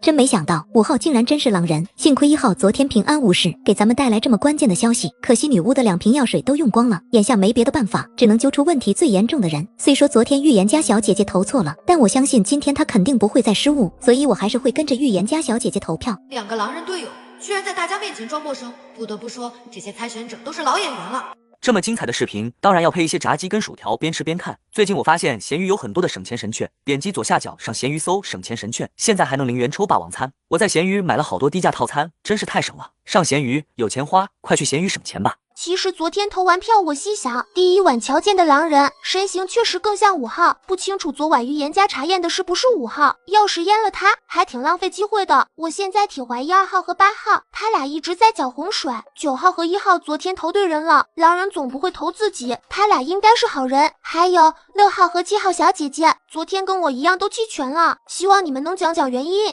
程心虽然没怎么玩过狼人杀，也不是那种特别聪明的人，但他不傻，不管参选者们怎么说，最终投票的举动才能看清楚对方的立场。2号绿优听到程心的分析，气得脸都绿了。3号程心这个小妮子，上了杀不死，说话还这么尖锐，真的是让人不爽。4号倾城满心都是棘手之感，可一心想着胜利，只能硬着头皮按原计划行事。我觉得2号和8号没问题。昨天我跟着预言家投给了12号，大家这么做都是想让好人赢，集中投票避免分散。我不确定其他人怎么想，也许混进了狼人。不过昨天弃权的人很可疑，大家都知道，在狼人杀里，好人淘汰狼人，要么靠女巫的药，要么靠投票。狼人淘汰4个好人就赢，所以每次投票都关键，必须票出1人，咱们才更有胜算。况且前天平安夜，昨天女巫药水还在，投错也能补救，说不定弃权的就是狼人，故意搅乱局势。倾城脑子转得快，离谱的事都能被他圆回来。听完他的分析，3号程心信了几分，神色松动。8号耀明和10号冰豪更是直接点头认同。这个4号肯定有猫腻，瞧这样子，今天就是故意针对我。夏野昨天说的一点没错，你1岁杀诡异，2岁干外星人，3岁一拳打爆。就在你以为你天下无敌的时候，诡异居然告诉你，这次副本是诡异狼人杀。万幸的是你觉醒了 SSS 级天赋，你只是个孩子，不仅无视诡异规则，还额外附赠 S 级技能神之眼。我不懂4号啥居心，我弃权是不想误杀好人。你们倒好，听预言家要票12号，就一股脑跟风，非得把人投出去，谁心里有鬼？稍微琢磨下就知道。而且4号刚还在帮2号和8号说话，我严重怀疑你们仨就是5号的狼人队友。希望11号预言家能够主持公道。过。夏野听了赤瑶的话，简直要为他鼓掌了。不过对于赤瑶这话，8号耀明显然是不认同的，他还直摇头。皓月本打算低调行事，可眼前这形势，容不得他再藏着掖着，必须犀利应对。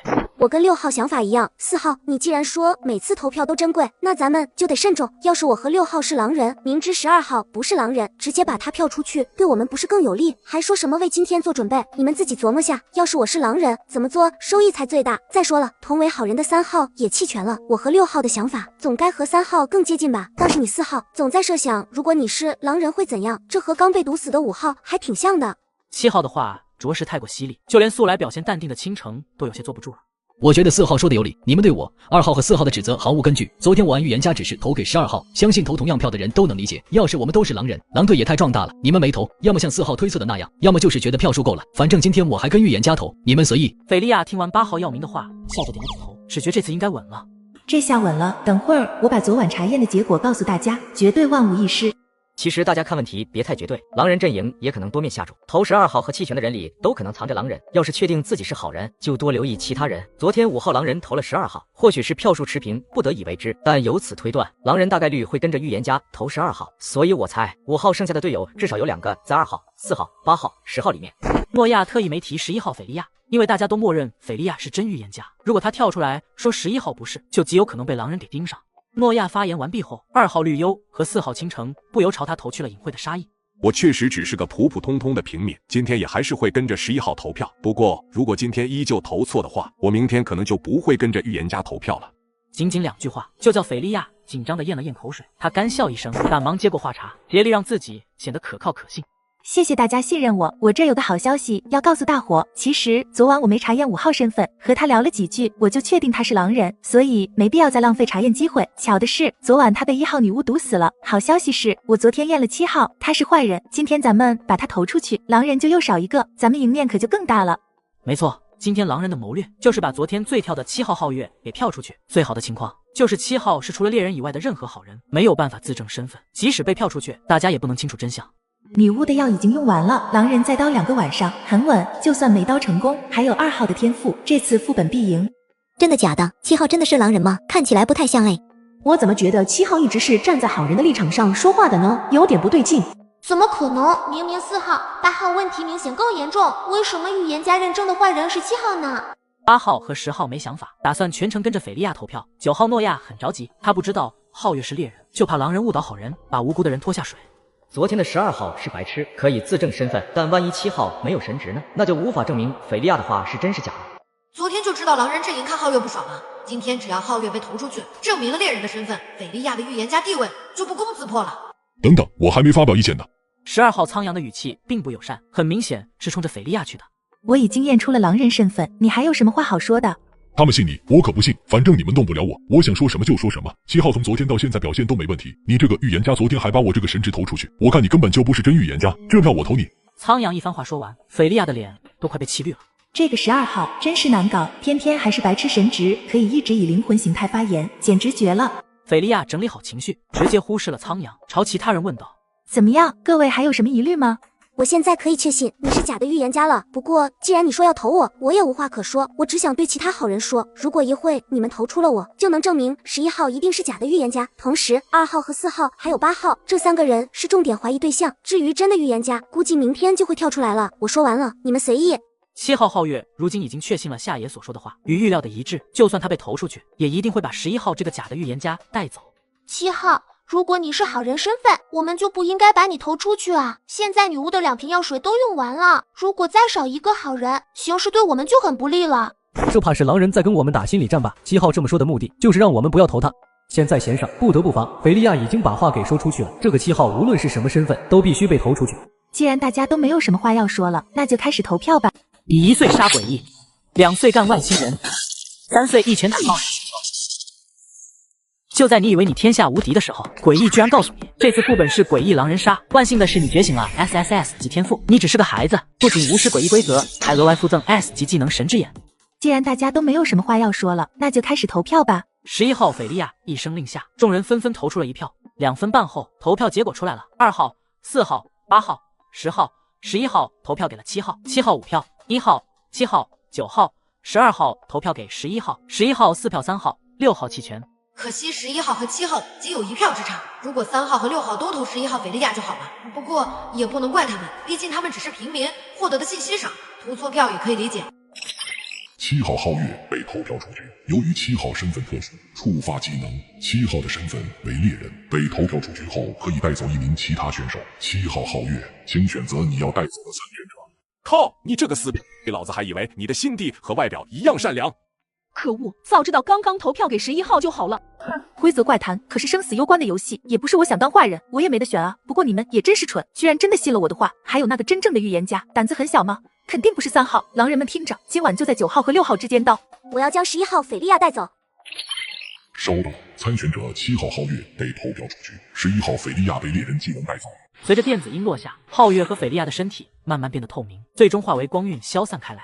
你们看吧，我就说5号和11号都不是好东西，你们昨天都不信我。根据刚刚的票型，我明天会跟着1号女巫投。至于还活着的预言家，我建议你先藏好身份，晚上狼人的刀刃环节还有整整2只狼人苟活，大家就不要藏多了，有什么道具技能全部用上，事关生死，保护好自己。由于7号的猎人身份，他刚刚的遗言可信度极高，所以众人怀疑的眼神均投向了2号、4号还有8号3人。8号耀明见此，不由举起手做投降姿势。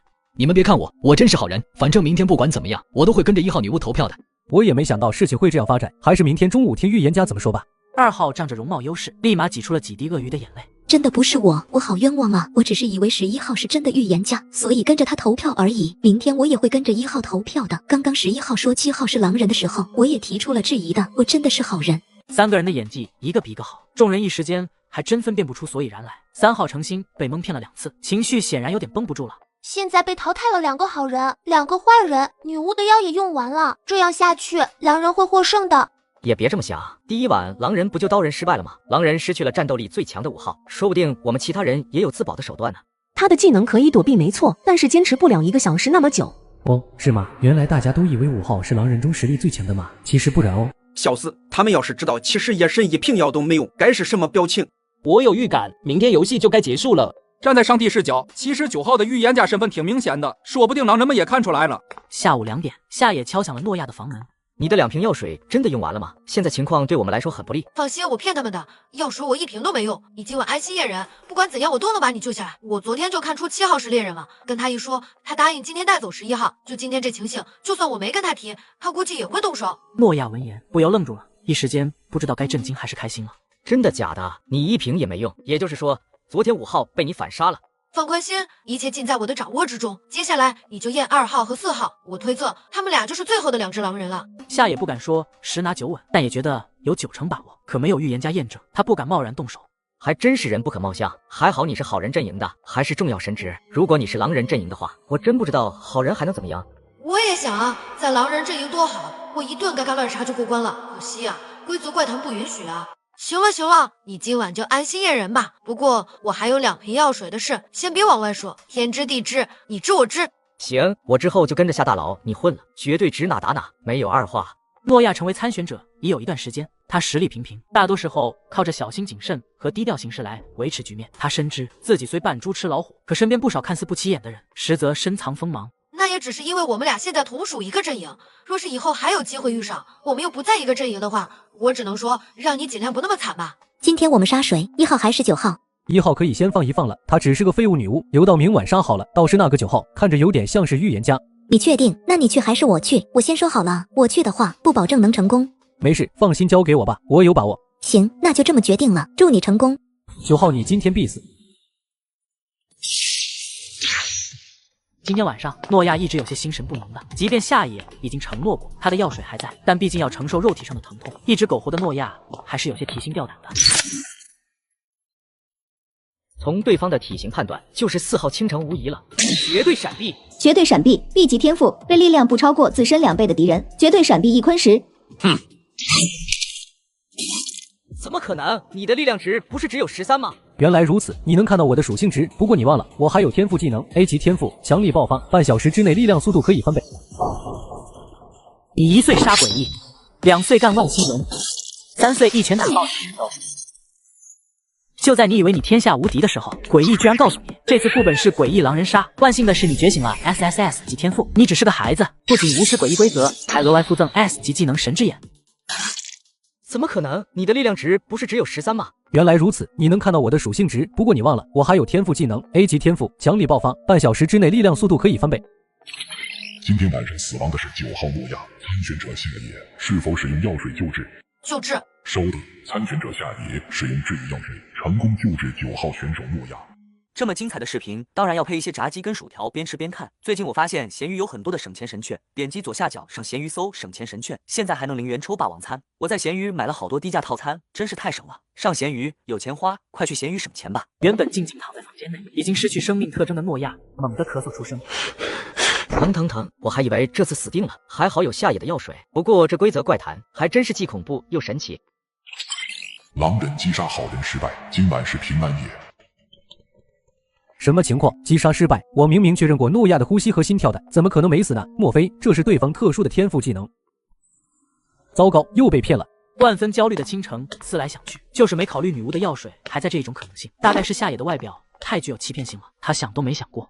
4号大佬，啥情况啊？你不是说击杀成功了吗？怎么失败了？大意了，估计是对方还有可以假死或者复活的特殊技能或道具。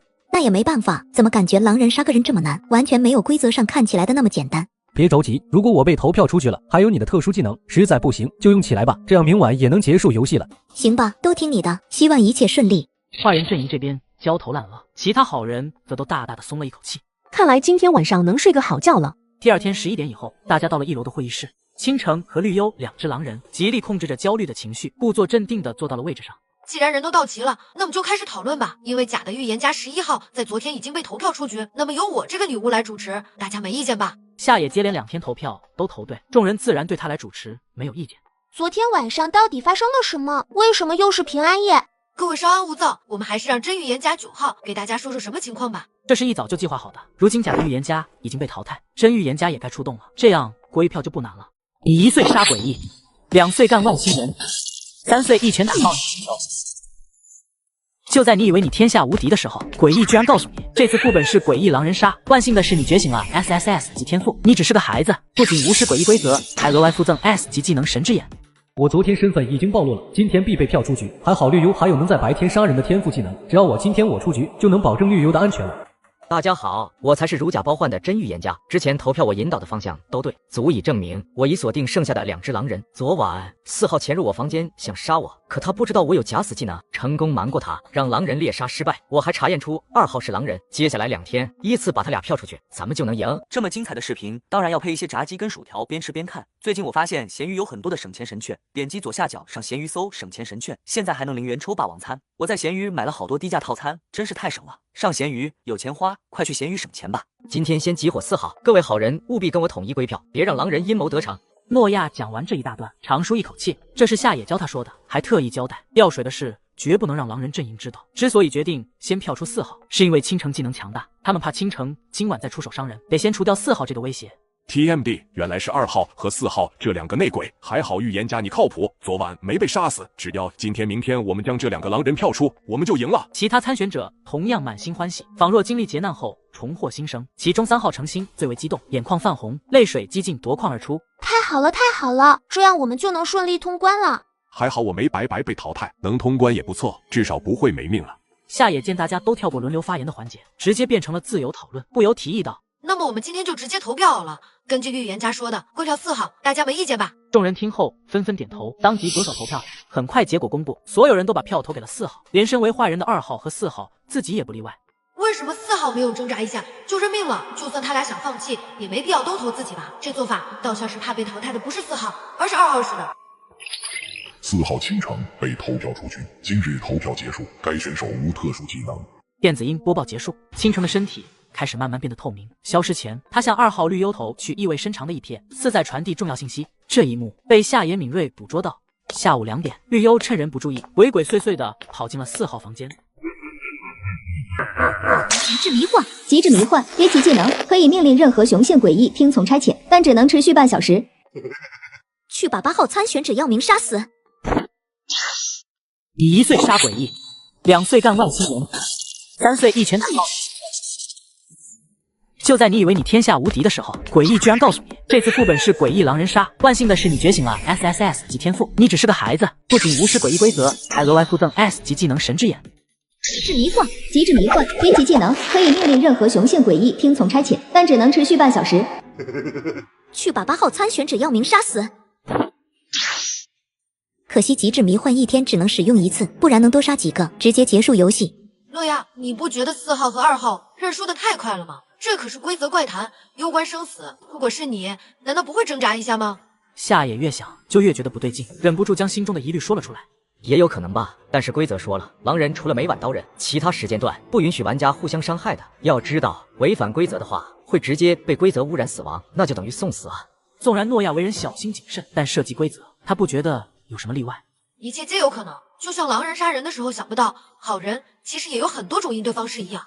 夏野一边说一边踱步，在脑海中仔细回想规则。规则2，别墅2楼有诡异，被诡异杀死或污染即淘汰，切勿招惹。规则4，除投票和狼人夜间杀人外，玩家间不得互相伤害。规则4明确禁止玩家间直接动手伤人，却没限制借其他手段达成目的。再看规则2，被诡异弄死或污染就会直接淘汰。这么一来，是不是意味着参选者能设法驱使诡异去解决其他选手呢？被诡异杀死这种方式极为阴毒，选手会直接视作淘汰死亡，即使所代表的阵营获胜，也无力回天了。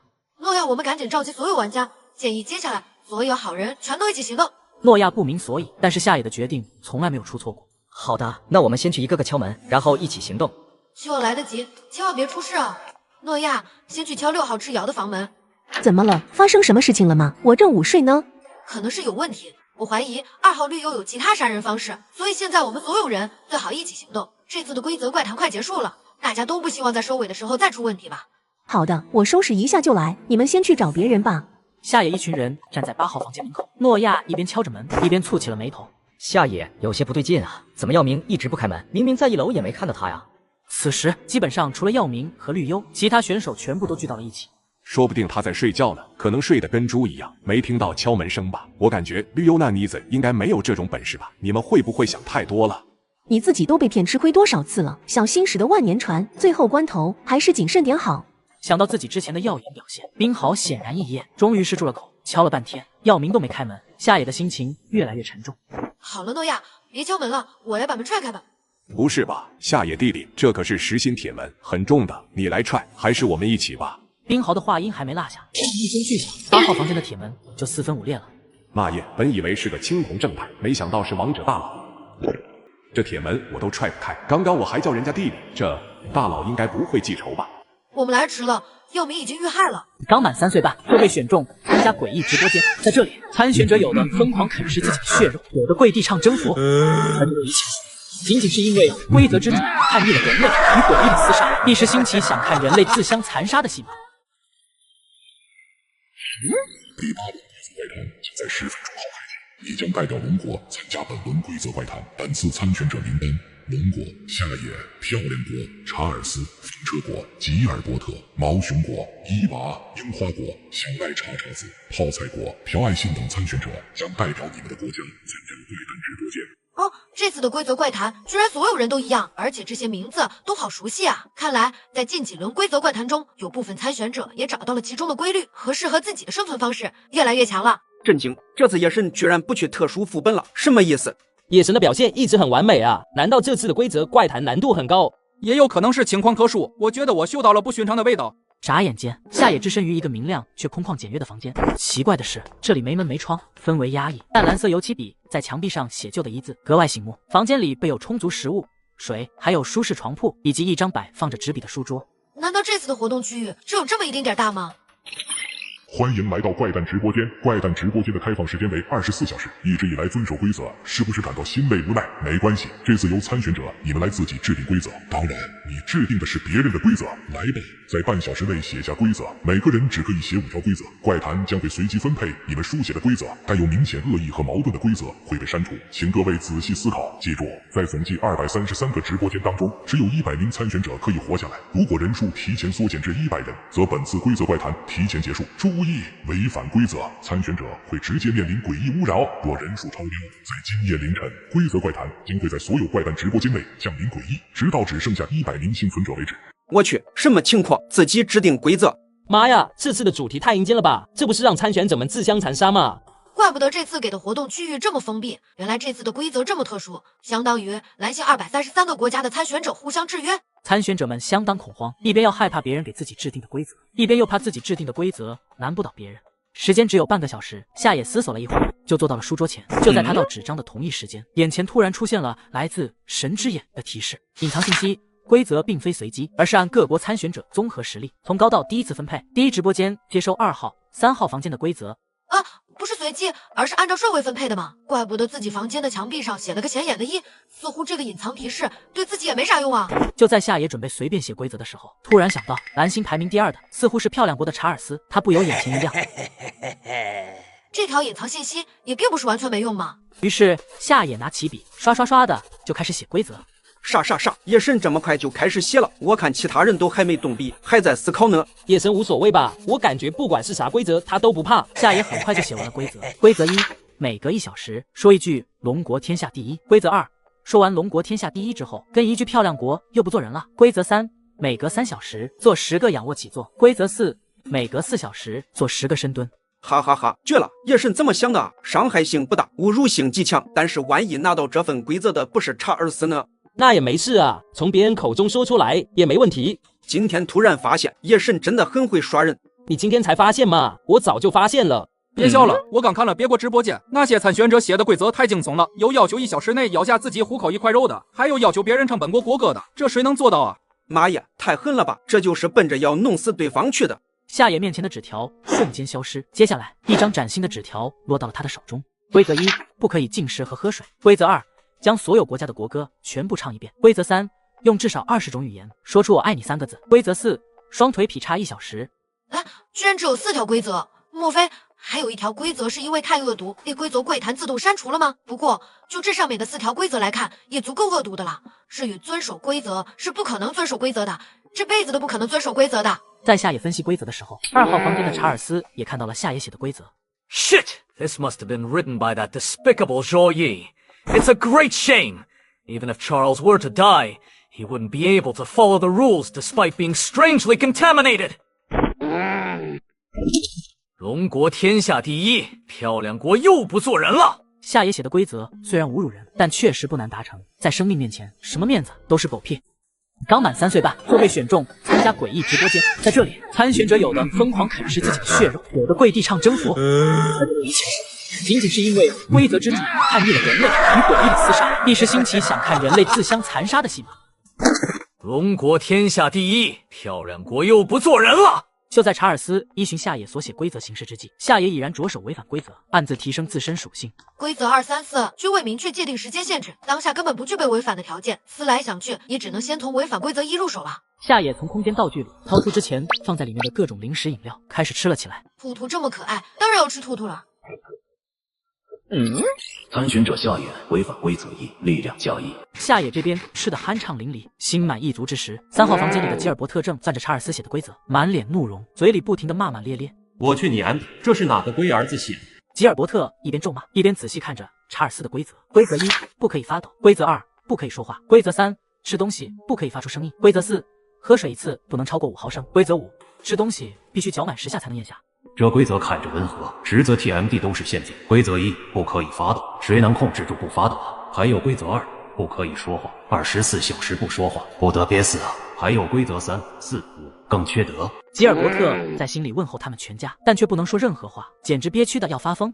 同一时刻，其他直播间正上演惊悚的血腥戏码，有人咬下自己人虎口的肉，还有人自戳双目，打断手指，只要不危及性命，规则怪谈便都允许。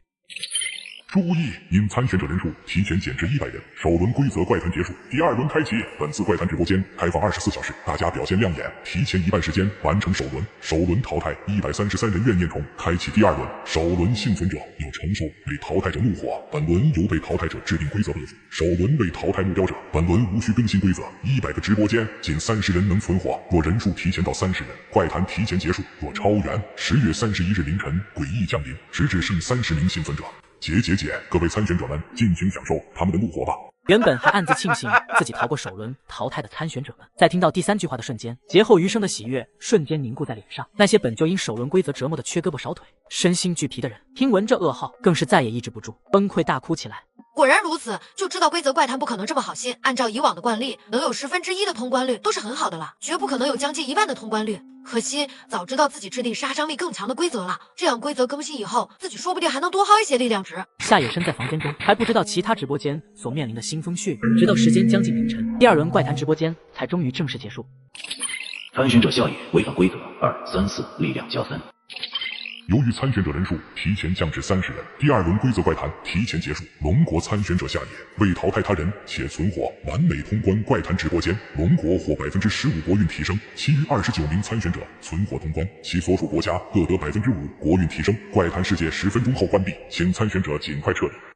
原来完美通关的秘诀居然是不淘汰人且存活吗？不过这次规则怪谈也太血腥了，这么多参选者活下来的没几个。参选者夏野成功通关规则怪谈，并且违反怪谈内1半以上规则，奖励幸运大转盘1次。检测到参选者夏野有1次抽取幸运大转盘的机会，开始抽取。恭喜参选者获得 S 级加成，力量值加20。我去你 TMG， 我强烈怀疑你们在演我。怪谈直播间世界管理强行驱逐在怪谈世界的参选者，3、2、1，驱逐成功。系统我套你猴子，你给我等着。